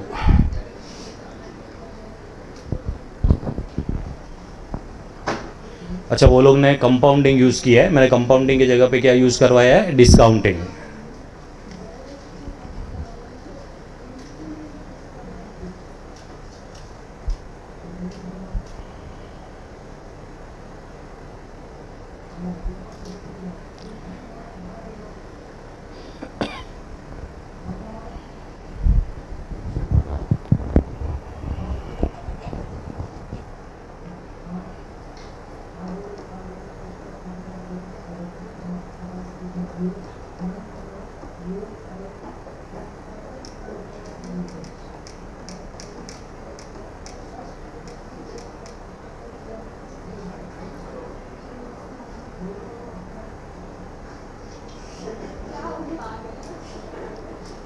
क्या हो गया उसको,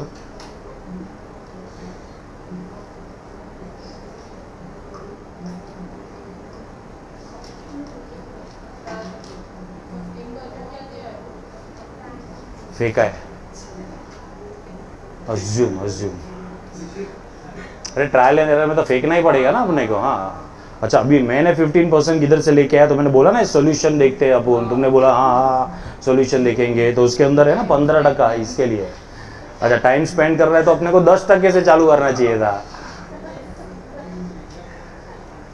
एग्जाम में बहुत ज़्यादा टाइम स्पेंड नहीं करना है, हाँ।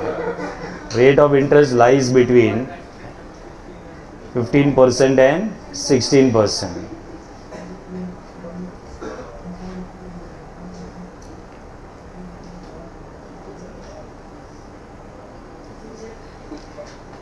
Add 15% at 16%. 15% पे प्रेजेंट वैल्यू कितना है 3000, 16% पे कितना है 2400, हमें कितना चाहिए 2500।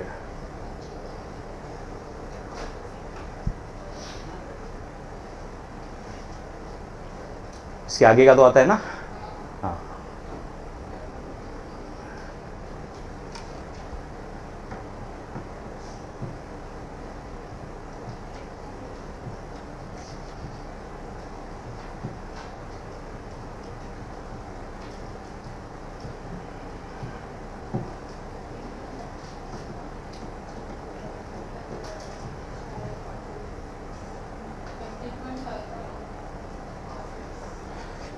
15 पॉइंट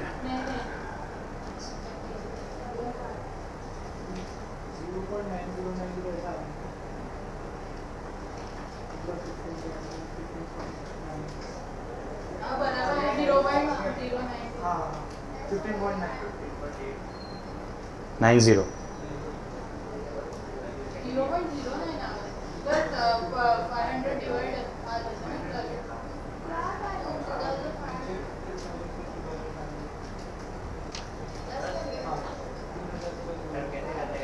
फिफ्टीन 15.09 नहीं आ रहा है। अच्छा, मैं कैलकुलेट करके दिखा दूँ।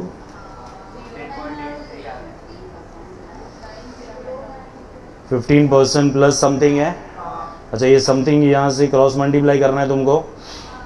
ये रेट का डिफरेंस कितना है 1% है। 1% का डिफरेंस क्या आएगा 3000 और इसका डिफरेंस आएगा, बराबर है। तो ये 600 का डिफरेंस हुआ। हमको तो डिफरेंस खाली 500 का चाहिए, तो 500 का डिफरेंस कितना आएगा, ये क्रॉस मल्टीप्लाई करना है। सो 500 डिवाइडेड बाय 600 इंटू 1, हाँ, तो 15.83 आएगा फिर।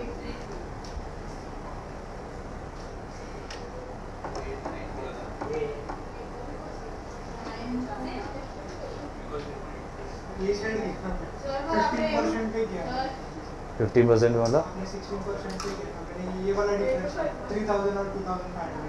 अच्छा, पहले वो लिया, नहीं वो नहीं आएगा पहले। ये नेगेटिव रहेगा तो प्लस करना है ना। अच्छा, इसको अपन इधर प्लस क्यों कर देते उधर, क्योंकि एक अमाउंट नेगेटिव था, इसके लिए प्लस होता था। ये ऑलरेडी ये दोनों पॉजिटिव है, तो ये माइनस ये करे तो 600 आएगा खाली। हाँ,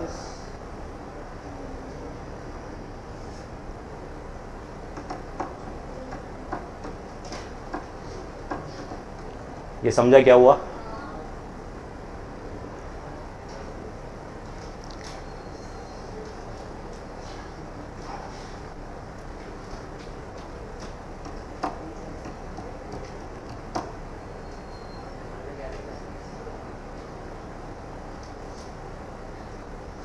चलो आगे बढ़ो।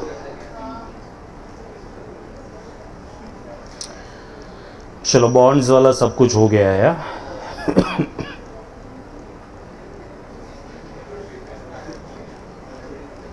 अभी इक्विटी शेयर्स है, डायरेक्ट इक्विटी शेयर्स है वही।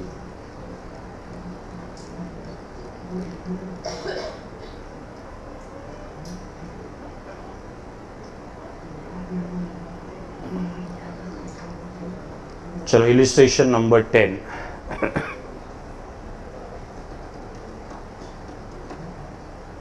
तुम्हारा मॉड्यूल का पेज नंबर 4.21 के आजू बाजू, हाँ 23 है। अच्छा, ठीक है। चलो, इलिस्ट्रेशन नंबर 10।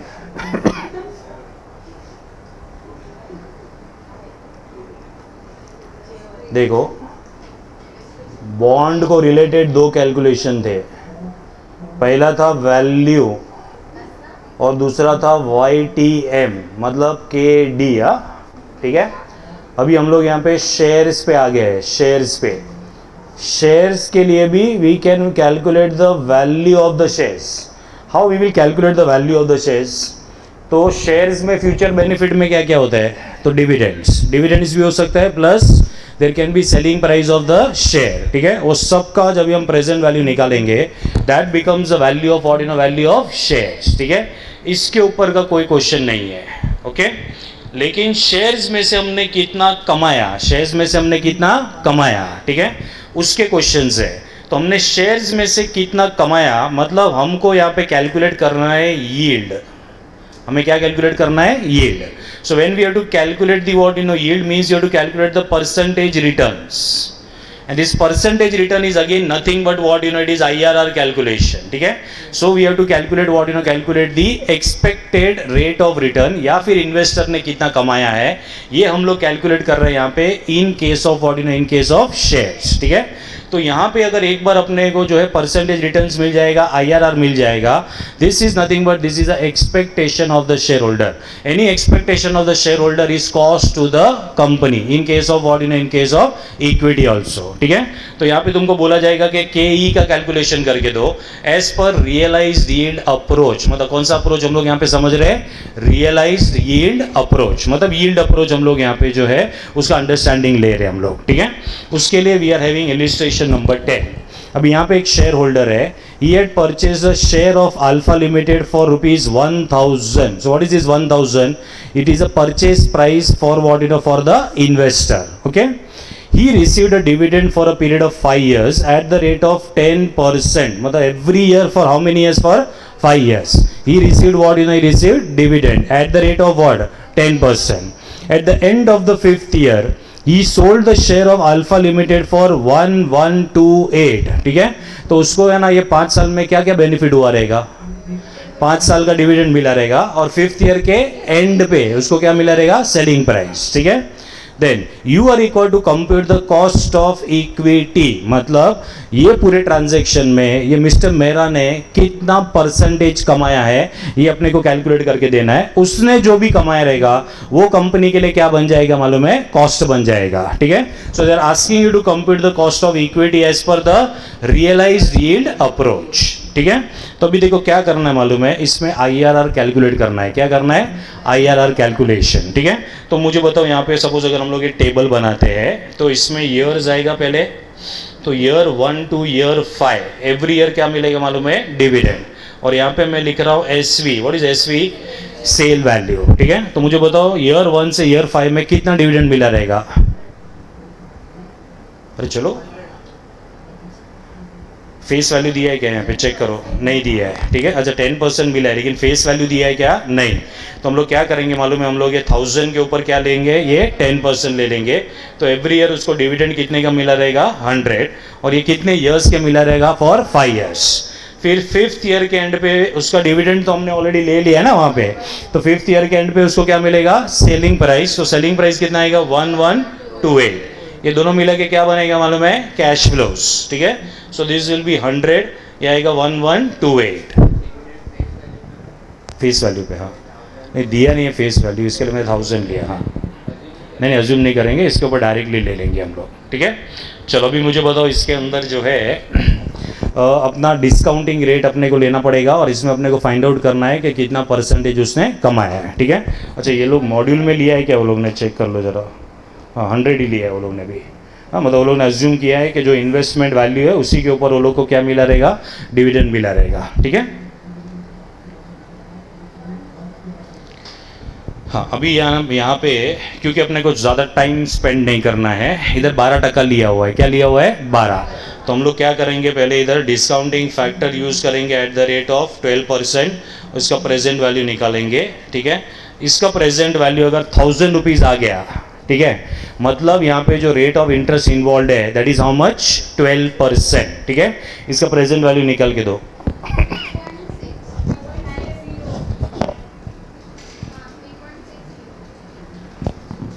देखो अभी तुम लोग 2 फैक्टर ले रहे हो, यहाँ पे 3 फैक्टर है। हाँ तो मॉड्यूल तो 3 ही लेता है, तुम अगर 2 लोगे फिर वापस डिफरेंस आएगा आंसर में।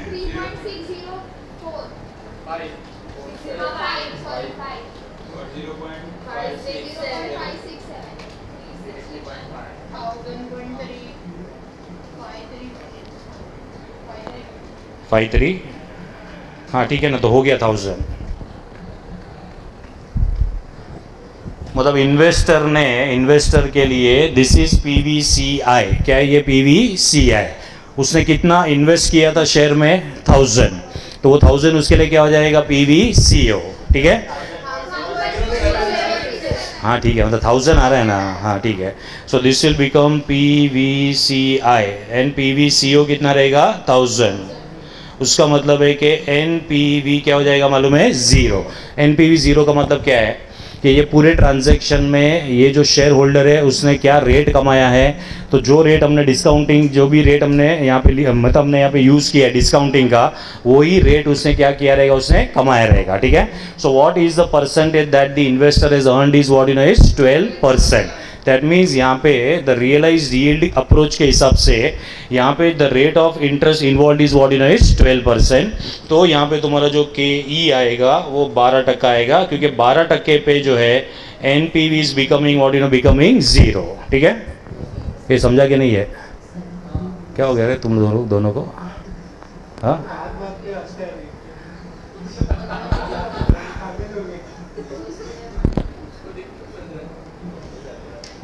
चलो देखो, ये लोग ने 12% लिया, that means the cost of equity is what you know is 12%। हाँ, तो तुम लोगों को क्या चाहिए? ये वाला टेबल चाहिए कि अपुन ने जो लिखा था वही चाहिए? हाँ तो लिख लो चलो।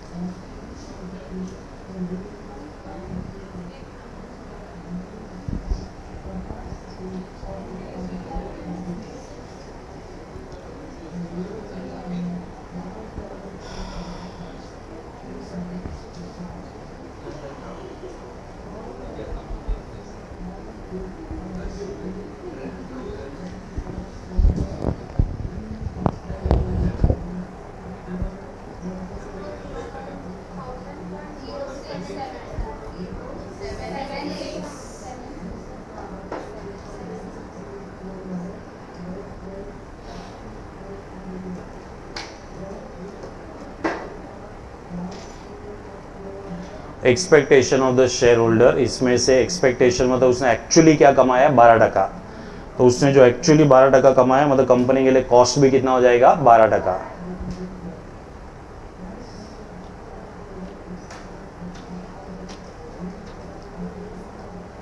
अभी एक एकदम बकवास क्वेश्चन है, जो बोलूंगा वो मान लेने का उसमें। हाँ, एक ही क्वेश्चन है वो, 2 क्वेश्चन बाकी है। हाँ 2 है, 2 बाकी है, एक इसमें से है और एक डिविडेंड पॉलिसी में से है। हाँ, वो डिविडेंड पॉलिसी वाला क्वेश्चन थोड़ा समझने को टाइम लगेगा। हाँ, हाँ? चलो ये हो गया।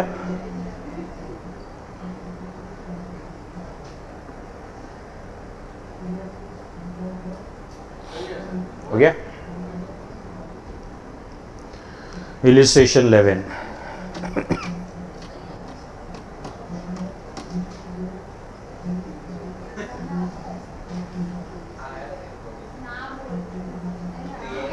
एक ही क्वेश्चन है जो मॉड्यूल में है, बस ऐसा वाला। ठीक है, मैं खाली समझा देता हूँ क्या करना है यार।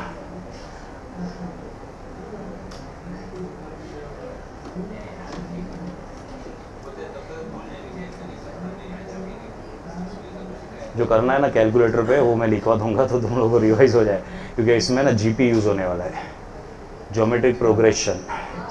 ठीक है, हाँ चलो सुनो अभी। Calculate the cost of equity from the following data using realised yield approach. ठीक है, हमें इंफॉर्मेशन दिया है डिविडेंड के बारे में, डिविडेंड पर शेयर, और हमें इंफॉर्मेशन दिया है प्राइस पर शेयर। ये जो डिविडेंड है ना, डिविडेंड उसमें year 1, year 2, year 3, year 4, year 5, and of the year है ये। ठीक है, सो फर्स्ट ईयर के एंड का डिविडेंड है, सेकेंड ईयर का, थर्ड ईयर का, फोर्थ ईयर का एंड फिफ्थ ईयर। लेकिन जो प्राइस पर शेयर है ना, वो एंड ऑफ द ईयर नहीं है, वो तो ब्रैकेट में क्या लिखा हुआ है? At the beginning of the year. Right, पहले ना मैं इसको एक टेबल में डालता हूँ, और हमें ना यहाँ पे कुछ परसेंटेज रिटर्न्स कैलकुलेट करने हैं। ओके, सो पहले मैं यहाँ पे लिखूंगा years 0, 1, 2, 3, 4 and what you no and 5। Okay, फिर मैं यहाँ पे लिख रहा हूँ डिविडेंड, और फिर मैं यहाँ पे लिख रहा हूँ प्राइस। अभी यहाँ पे जो इन्फॉर्मेशन दिया है उसमें पहले डिविडेंड का इन्फॉर्मेशन लिखते हैं। डिविडेंड का information start of the year है कि एंड ऑफ द ईयर है? एंड ऑफ द ईयर, क्योंकि ईयर 1 का मतलब क्या होता है? स्टार्ट ऑफ द ईयर के and of the year? And of the year, ठीक है। तो डिविडेंड जो है ना ईयर 0 में कोई भी नहीं है, तो फर्स्ट ईयर में अपने को डिविडेंड कितना मिला है? 1। फिर यहाँ पे कितना है? 1। सेकेंड ईयर में भी 1 है, 1.20, 1.15, ठीक है। लेकिन जो प्राइस अपने को दिया ना, प्राइस, ये प्राइस अपने को स्टार्ट ऑफ द ईयर में दिया हुआ है, ठीक है। कैसे पता चला? तो क्वेश्चन में लिखा है प्राइस पर शेयर एट द बिगिनिंग, ठीक है। तो यहाँ पे ईयर 0 में आएगा 9 रुपीज। फिर ईयर 1 में क्या आएगा? तो 9.75, बोलते जाओ, चलो 11.50। फिर ये नहीं दिया हुआ है, ठीक है। So the price is given at the beginning of the year, but the dividend is given at the end of the year, okay. Now I will be calculating the returns from this, और ये returns percentage में निकालना है। किस में निकालना है? Percentage, ठीक है। अभी देखो ये रिटर्न्स कैसे कैलकुलेट होएगा मालूम है? अभी ये वाले ईयर में तो कोई रिटर्न्स कैलकुलेट नहीं हो सकता है, क्योंकि तुम्हारा जो रिटर्न्स है वो स्टार्ट होएगा at the end of which year? First year. मुझे बताओ and of the first year तक हमने क्या क्या कमाया रहेगा मालूम है? हमने पहले 1 रुपये का डिविडेंड कमाया है, plus there is capital appreciation. There is what? Capital appreciation. अभी कैपिटल एप्रिसिएशन कैसे मिलेगा? तुमने 9 रुपये में शेयर बाई किया है, और फर्स्ट ईयर के एंड तक वो शेयर प्राइस कितना हो गया? 9.75, ठीक है। So what is the capital appreciation? We have 0.75, ठीक है। तो यहाँ पे मैं लिख रहा हूँ प्लस ब्रैकेट में, इट इज 9.75 माइनस 9। तो ये 9.75 माइनस 9 क्या है? कैपिटल एप्रिसिएशन है, ठीक है। तो तुम्हारा टोटल जो है रिटर्न्स की होएगा 1 plus 0.75 by investing 9 rupees. By investing what? 9 rupees, ठीक है। ये इंटू 100 करोगे तो तुम्हें परसेंटेज मिल जाएगा 19.44%। ये तुमको समझा कैसे निकला ये परसेंटेज? ठीक है। अभी सेकेंड ईयर में बताओ क्या हुआ रहेगा? सेकेंड ईयर में भी 1 रुपये का डिविडेंड तुमने कमाया है, फिर आएगा 11.50 minus 9.75 by investing how much? 9.75 into 100,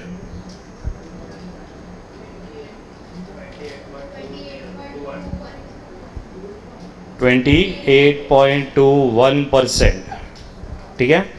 चलो फिर थर्ड ईयर का बताओ। 1.20 का डिविडेंड कमाया है, प्लस अभी यहाँ पे लॉस हो गया, देखो it is 11 minus 11.50, this will be divided bye 11.50 into 100।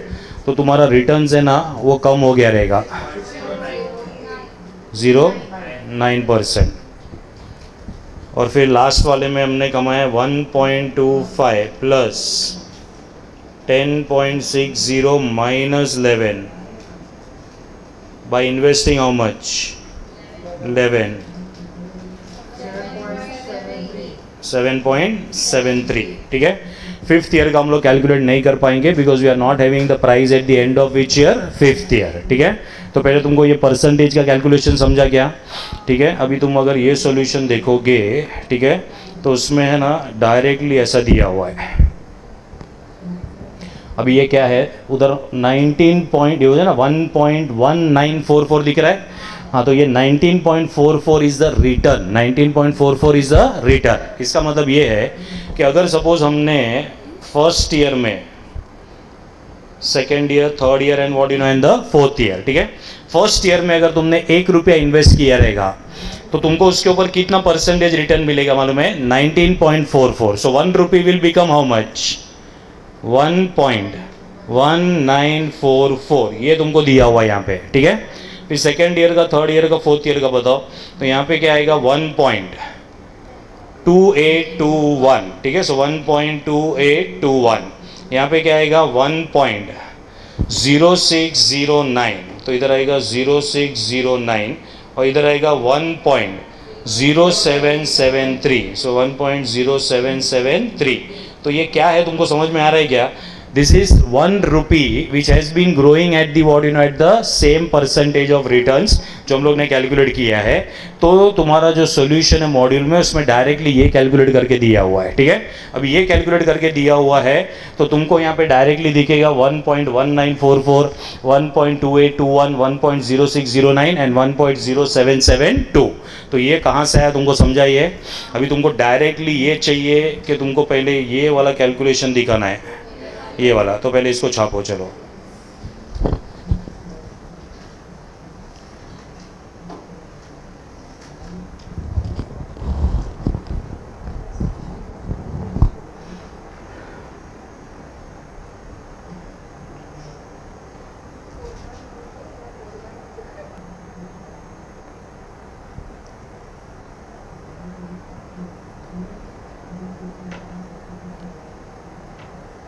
तुम्हारा क्या टाइम है संडे को? 8 से 12।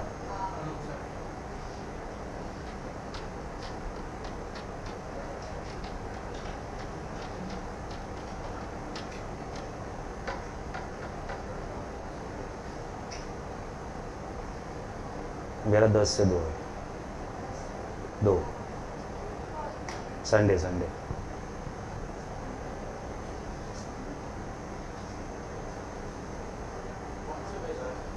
ये मई में।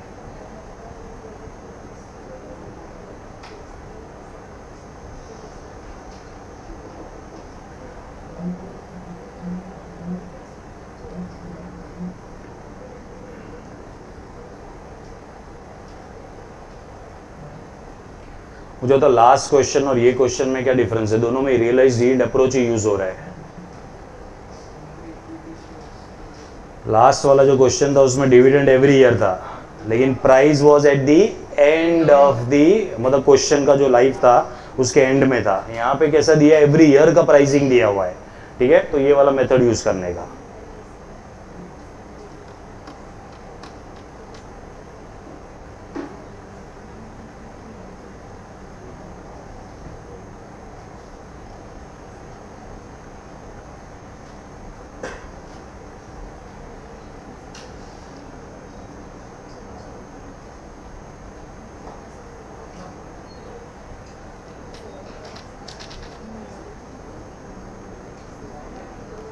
ये किधर से आया वो समझा?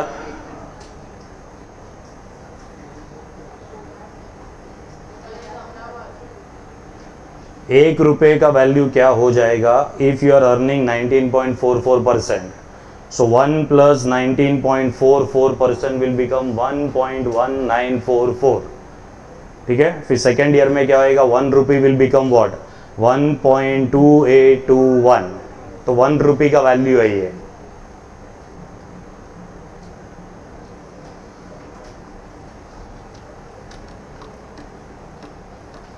अभी के ई कैसे कैलकुलेट होएगा? 1.1944 इंटू 1.2821 इंटू 1.0609 इंटू 1.0773। ये कैलकुलेटर में क्या करना है वो लिखा रहा हूं मैं।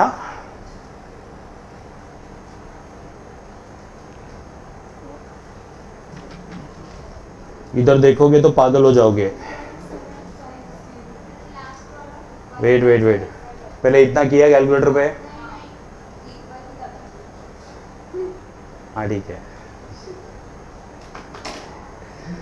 इक्वल टू प्रेस किया, 2 टाइम्स स्क्वायर रूट,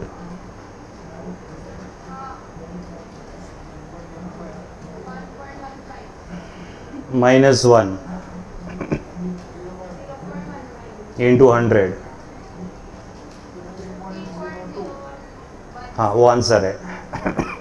15.01, 15.02 ये फाइनल आंसर है।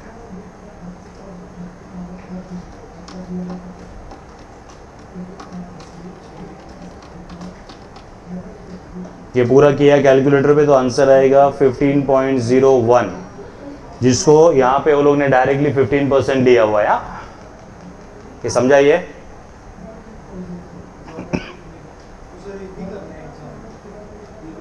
इससे ही आंसर आएगा। एक ही ऐसा लौता क्वेश्चन है। पहले अपन परसेंटेज रिटर्न निकाला, फिर 1 रुपये का वैल्यू निकालने का, फिर 1 रुपये का वैल्यू का ज्योमेट्रिक मीन निकालेगा तो परसेंटेज आ जाएगा। हाँ, 1 मिनट अभी सुनो इधर। ये 2 बार स्क्वायर रूट क्यों किया मालूम है? क्योंकि 4 अमाउंट है इसके लिए। अभी 6 रहेगा तो 3 बार करना पड़ेगा, 8 रहेगा तो 4 बार करना पड़ेगा, वैसा ही है। और इवन में ही आएगा। हाँ, इवन में ही आएगा। बोल क्या चाहिए?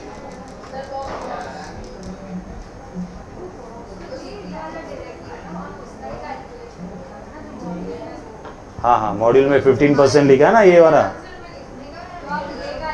ये दिख रहा है, ये मॉड्यूल का आंसर ये। हाँ, तो 1 रुपये का कैलकुलेशन दिखाना है। तो ये जो मैंने बॉक्स में लिखा है ना, ये कैलकुलेशन दिखाना है। कुछ नहीं, ऐसे ही डायरेक्टली ईयर 1 में 1 रुपये का क्या वैल्यू हुआ है वो अपन ने कैलकुलेट किया, तो ये ऐसे ही बॉक्स बना के छोड़ देने का। यहाँ पे ये अपन ने केई का कैलकुलेशन किया। पहले हमने परसेंटेज निकाला, ठीक है। अभी परसेंटेज क्यों निकाला है? क्योंकि अपने को 1 रुपये का वैल्यू चाहिए इन दिस परसेंटेज। तो 1 रुपये का वैल्यू कितना हो जाएगा? सो 1.1944 ऐसा सब जो है ये 1 रुपये का वैल्यू है। फिर डायरेक्टली क्या करना है अपने को? यहाँ पे केई का कैलकुलेशन करना है। नहीं समझा या नहीं है? ये जो इधर लिखा है वो कैलकुलेटर पे करना है, ये आंसर आएगा। इसका फॉर्मूला लिखना है तो ऐसे लिख सकते हो, केई इज इक्वल टू, ये जितना भी ये रहेगा ना ईयर्स का, उसको मल्टीप्लाई करना पड़ेगा 1 रुपये का वैल्यू को। तो ये आएगा 1.1944 into 1.2821 into 1.0609 into 1.0773। This is raise to what 1/4 है ये, ठीक है। एंड -1 करना है। अभी मैं ऐसा लिखूंगा रेस टू 1/4, तो तुमको समझेगा नहीं क्या करना है। कैलकुलेटर पे ये करना है तुमको। हाँ, इसमें हम लोग ज्योमेट्रिक मीन निकाल रहे हैं इन परसेंटेज। मतलब ये 1 का ये का ये का ये ऐसा कैसे इंक्रीज हुआ रहेगा एज पर ज्योमेट्रिक मीन, ये हम लोग ने कैलकुलेट किया हुआ है।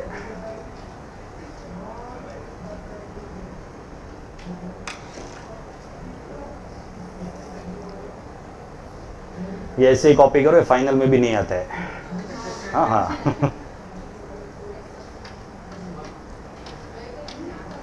आ गया तो ऐसा कुछ ये नहीं है, तुमको खाली एक ये मालूम पड़ गया ना प्रोसीजर, तो तुम लोग कर सकते हो। ये एक बार देख के जाने का। अभी इधर इधर इधर 2 टाइम्स स्क्वायर रूट क्यों लिया है? क्योंकि इधर 4 फिगर है। इधर 6 रहेगा तो 3 बार करना पड़ेगा। हाँ हाँ, तो अगर इधर 8 रहेगा तो 4 बार करना पड़ेगा। तो इसमें नहीं आएगा, ऑड में नहीं आएगा, इवन में ही आएगा इसमें। पहले इवन का तो समझे। इवन का तो क्वेश्चन आने दे, फिर ऑड का बात आएगा।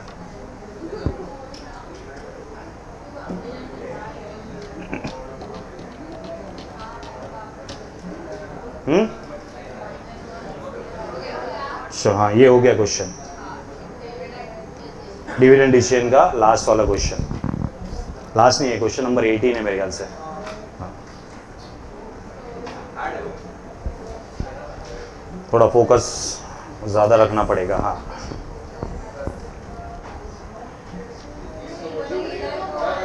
P0,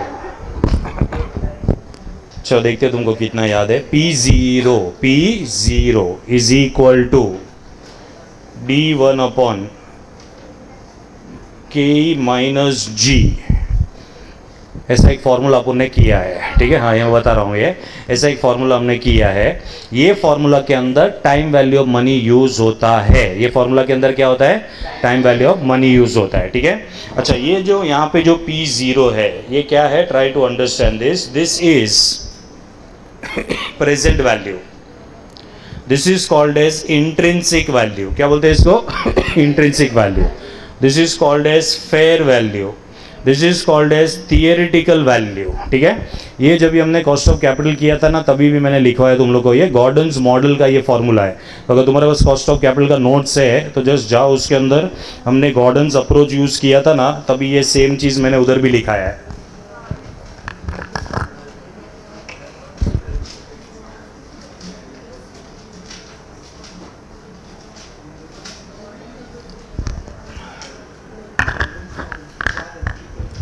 देखो उसके अंदर लिखा हुआ रहेगा ये सेम चीज।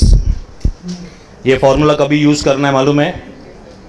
जी कांस्टेंट होना चाहिए, ठीक है, G has to be constant and K E has to be more than G, ठीक है, तो हम ये फॉर्मूला यूज कर सकते हैं।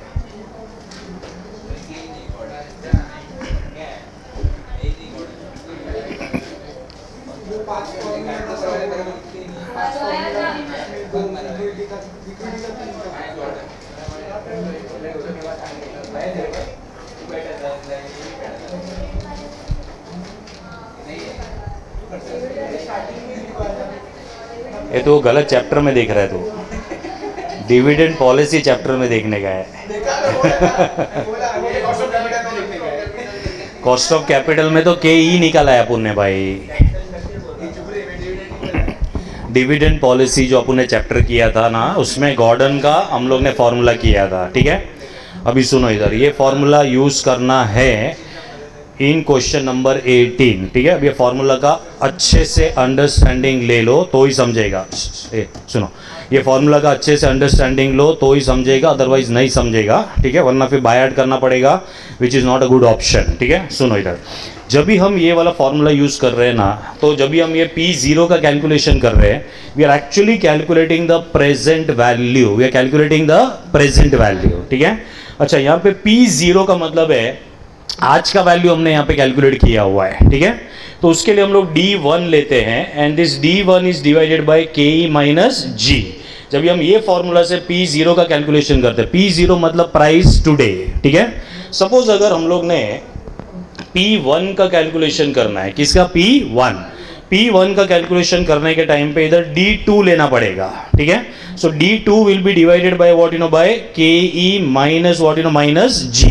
तो मुझे बताओ यहाँ पे जो P1 आ रहा है, इसका टाइमिंग मेरे को चाहिए, टाइमिंग मतलब ये आज का वैल्यू है कि this a value eight the end of the first year, and of the first year, ठीक है। मतलब ये अभी भी प्रेजेंट वैल्यू नहीं है, ये कौन सा वैल्यू है? फ्यूचर वैल्यू, क्योंकि यहाँ पे अपने को प्राइस मिलेगा eight the end of which year? First year, ठीक है। अगर तुम्हें फर्स्ट ईयर के एंड का प्राइस निकालना है तो तुम्हें फ्यूचर डिविडेंड देखना पड़ेगा। इसके लिए हम जब भी P1 का कैलकुलेशन करते हैं तो हम फॉर्मूला में D1 नहीं लेंगे, हम क्या लेंगे? D2, because we want to calculate what you know, P1, ठीक है। सपोज अगर हमको P5 कैलकुलेट करना है, क्या कैलकुलेट करना है? P5, what will be the formula? D6 divided by KE minus G। मतलब फिफ्थ ईयर के एंड का अगर प्राइस कैलकुलेट करना है तो फ्यूचर डिविडेंड क्या रहेगा मालूम है? D6 रहेगा, ठीक है। सो D6 divided by KE minus what you know, minus G। पहले तुम लोग ये समझो, ये फॉर्मूला कभी यूज हो सकता है मालूम है? ये फॉर्मूला यूज हो सकता है only when G is constant, ठीक है। मतलब जो स्टेज से तुम्हारा G कांस्टेंट हो गया, उसके बाद जितना भी डिविडेंड्स रहेगा वो सबका जो प्रेजेंट वैल्यू होता है, that is P0, that is what you, that is P0, ठीक है। अभी मैं कुछ क्वेश्चन पूछ रहा हूँ, सोच समझ के आंसर देना। फर्स्ट वाले फॉर्मूला में G कांस्टेंट कभी से होएगा? आज से हो जाएगा, बरोबर है। मतलब फर्स्ट फॉर्मूला में G is constant from year 0, ठीक है। अब मुझे बताओ ये वाला फॉर्मूला में, ये वाले फॉर्मूला में G कांस्टेंट कभी होएगा? At the end of first year. ये फॉर्मूला में G कांस्टेंट कभी होएगा? At the end of which year? Fifth year, ठीक है। तो जब ही से तुम्हारा G कांस्टेंट हो जाएगा तो हमें ये वाला फॉर्मूला यूज करना है to calculate the present value. Timing बहुत इंपॉर्टेंट है यहाँ पे, timing is what you know, is important over here. पहले फॉर्मूला में हम लोग क्या कैलकुलेट कर रहे हैं मालूम है? P0, ठीक है। फिर ये वाला जो लिखा है इसके अंदर हम लोग क्या कैलकुलेट कर रहे हैं? P1। यहाँ पे जो वैल्यू मिलेगा that will B at the end of the first year, और यहाँ पे जो वैल्यू मिलेगा this will B at the end of which year? And of the fifth year, ठीक है। कुछ नहीं होएगा तुमको, हाँ यहाँ पे ध्यान दो।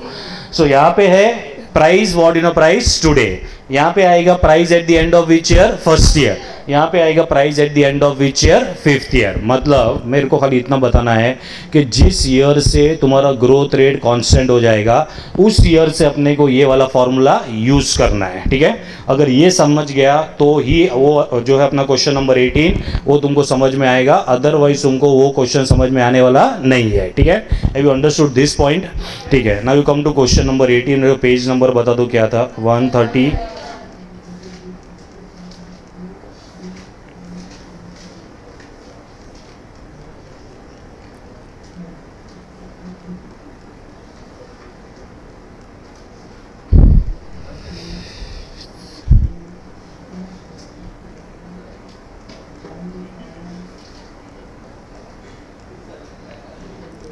चलो पेज नंबर है 131, ठीक है। अभी ध्यान से सुनो ये। X limited is a multinational company, current market price पर शेयर इज 2185, मतलब आज ये शेयर मार्केट में कितने में अवेलेबल है, 2185 में। During the financial year 2020-21 the company paid ₹140 as dividend per share, ठीक है। The company is expected to grow, इसको अंडरलाइन करना है तुमको। The company is expected to grow at the rate of 12% per annum for the next 4 years and then 5% per annum for indefinite period, ठीक है। तो मुझे बताओ ये क्या इंफॉर्मेशन है यहाँ पे ग्रोथ रेट कांस्टेंट जो है वो आज से ही है कि it is after particular period of time, particular period of time. मतलब क्या हो रहा है मालूम है, यहाँ पे जो ग्रोथ रेट है ना पहले 4 साल के लिए कितना परसेंट है, 12% है। उसके बाद में वो कांस्टेंट हो रहा है eight the rate of how much, 5%, ठीक है। तो ये कौन से ईयर से कांस्टेंट हो जाएगा, from the 5th year, that is from the 5th year this will become what, this will become constant, ठीक है। Now the expected rate of return of the share holder is 18% per annum, मतलब share holder को ये particular situation में discounting rate क्या use करना है, 18% use करना है, ठीक है।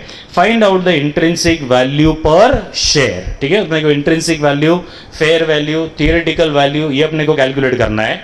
And state whether the shares are overpriced और अंडर प्राइस, ठीक है। डिस्काउंटिंग फैक्टर हमको यहाँ पे कैलकुलेट करके दे दिया है, राइट। मुझे ये बताओ कि यहाँ पे अगर हमने ये शेयर बाय किया, what is the future benefit, कौन से ईयर का।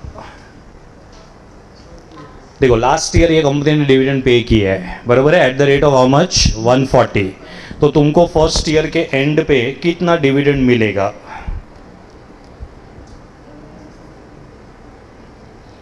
First year, second year, third year, fourth year, ठीक है।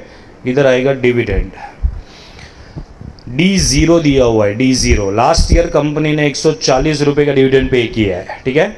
अभी अपने को यहाँ पे बोला है कि ये जो कंपनी है they are expecting a growth of 12% per annum for the next 4 years, बराबर है।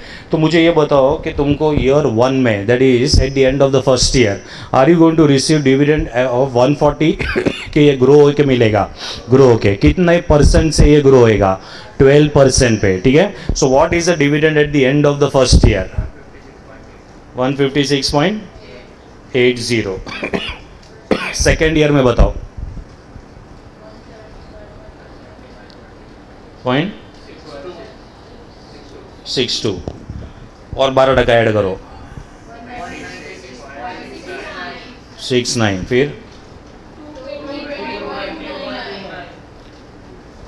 चलो 220.29। वेट, तो ये 4 साल तक तो अपने को जो ग्रोथ मिलेगा वो कितना मिल रहा है, ये 4 साल तक जो ग्रोथ मिल रहा है कितना मिल रहा है, 12%, ठीक है।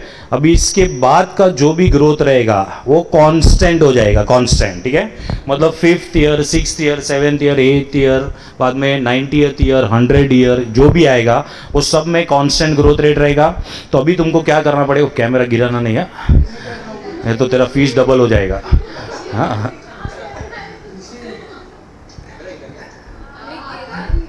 गिराना नहीं तो फीस डबल हो जाएगा। हाँ, चलो अभी 1, 2, 3, 4 में तुमको समझा, तुमको खाली डिविडेंड मिलेगा। इसके बाद जितना भी डिविडेंड मिलेगा वो एक कांस्टेंट रेट से ग्रो होने वाला है। क्या होने वाला है, एक कांस्टेंट रेट से ग्रो होएगा, ठीक है। तो मुझे बताओ इसके बाद में अगर तुम्हें कैलकुलेशन करना है ना, तो you will have to do the calculation of P4। क्या कैलकुलेट करना पड़ेगा, P4। अभी P4 का अगर कैलकुलेशन करना है तो P4 का कैलकुलेशन करने के लिए D5 लेना पड़ेगा। क्या लेना पड़ेगा, D5। Now D5 will be divided bye KE minus G। तो यहाँ पे जो तुमको वैल्यू मिलेगा ना वो तुमको फ्यूचर का डिविडेंड का प्रेजेंट वैल्यू मिलेगा, लेकिन ये जो प्रेजेंट वैल्यू रहेगा this will B at the end of which year, 4th year, क्योंकि 4th ईयर से डिविडेंड क्या हो रहा है मालूम है, यहाँ पे कांस्टेंट हो रहा है, ठीक है। तो मुझे यहाँ पे अगर फॉर्मूला यूज करके P4 का कैलकुलेशन करना है तो D5 हम लोग कैसे कैलकुलेट करेंगे, तो 220.29 प्लस 5% होएगा, ठीक है, क्योंकि डिविडेंड का जो ग्रोथ रेट है वो 5% हो रहा है। तो व्हाट इज D5,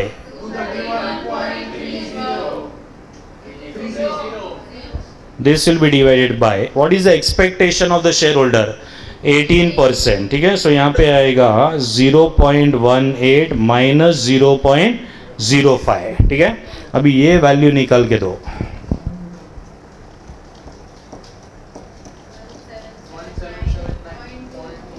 1779.23, ठीक है। वो मैं यहाँ पे लिखूंगा 1779.23। Can you tell me what is this 1779.23? ये है क्या एग्जैक्टली? ये प्रेजेंट वैल्यू है, बरोबर है। अच्छा, कौन से ईयर के एंड तक का प्रेजेंट वैल्यू है? 4th ईयर का। किसका प्रेजेंट वैल्यू है? 5th ईयर से लेके फॉर एवर जो भी डिविडेंड मिलने वाला है वो सब का प्रेजेंट वैल्यू निकाला है eight the end of which year? 4th year, ठीक है। अच्छा, अभी ये जो अपने को मिला है, ठीक है, इसमें भी देखो बेनिफिट क्या क्या मिलेगा। फर्स्ट ईयर के एंड पे डिविडेंड मिलेगा, सेकंड ईयर के एंड पे, थर्ड ईयर, 4th ईयर, और 4th ईयर के एंड का अपने को यहाँ पे जो है शेयर का वैल्यू भी मिल गया है। अभी इसको हम डिस्काउंट करेंगे at the rate of our required rate of return. What is our required rate of return? 18%। तो यहाँ पे हम यूज करेंगे discounting factor at the rate of 18%। हम निकालेंगे इसका प्रेजेंट वैल्यू। तो 18% का फैक्टर है ना, क्वेश्चन के अंदर दे दिया अपने को 0.847, 0.718,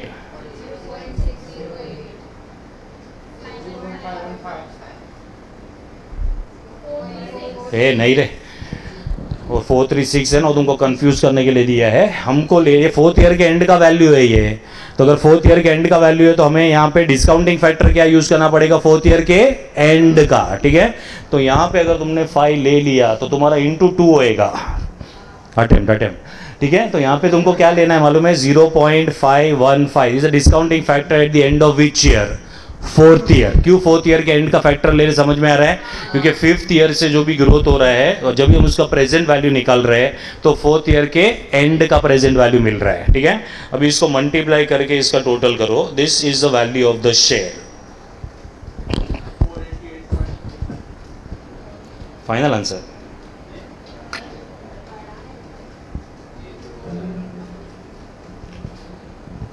वो लास्ट वाले का ही आएगा तेरा कुछ 800 रुपया।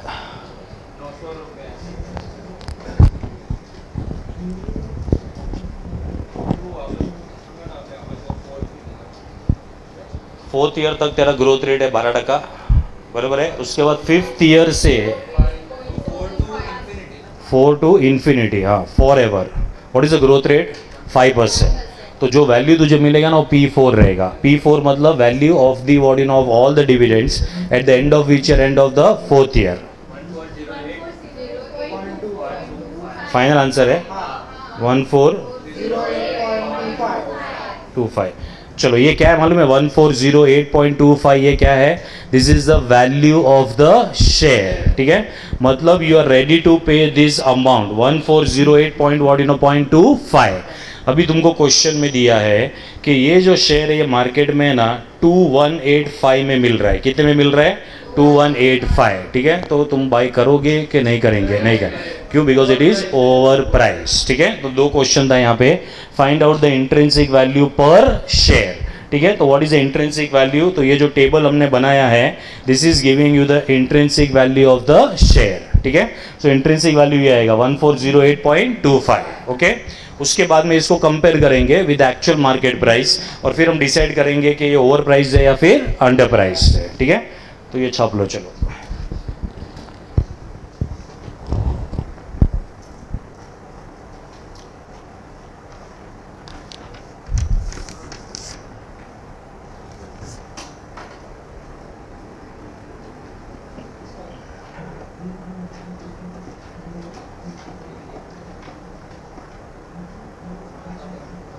ओवर प्राइस अंडर प्राइस भी लिख देना।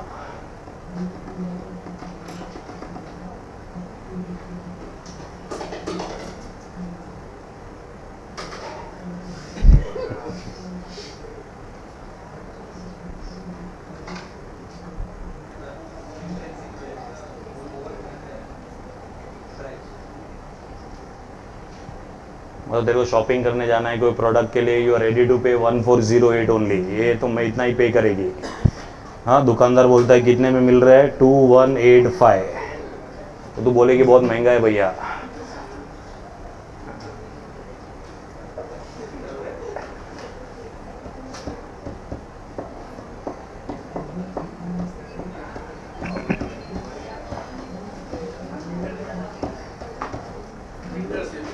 चलो ये हो गया। अरे हाँ हाँ,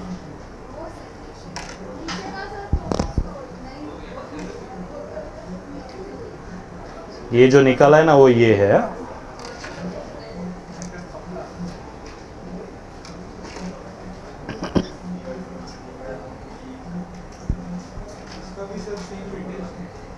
पाँच मार्क का क्वेश्चन है। हाँ, ये बहुत टाइम के बाद। हाँ वो अपन बाद में रखेंगे, एकदम बाद में। मैं सोच रहा हूँ ये लोग का भी एफएम हो जाएगा ना अभी जल्दी, 2 हफ्ते में। फिर साथ में 2 हफ्ते में हो जाएगा, एफएम हो जाएगा। कि अभी कैपिटल, ये कॉस्ट ऑफ कैपिटल चल रहा है। P4 का कैलकुलेशन क्या है मालूम है? देख, 5th ईयर से तेरा डिविडेंड क्या हो जाएगा? कांस्टेंट हो जाएगा। Constant, growth is constant. तो D5, D6, D7, D8 वो सब का आज का वैल्यू निकाला। आज का मतलब eight the end of which year? 4th year. हाँ, तो ये जो 4th ईयर है ना, ये इसके बाद का जितना भी साल है उस सब का प्रेजेंट वैल्यू एक साथ में है। लेकिन वो जो प्रेजेंट वैल्यू मिल रहा है वो कौन से ईयर के एंड पे मिल रहा है? चौथे साल के एंड पे। तो उसको 4th ईयर के एंड के फैक्टर के साथ मल्टीप्लाई किया। हाँ,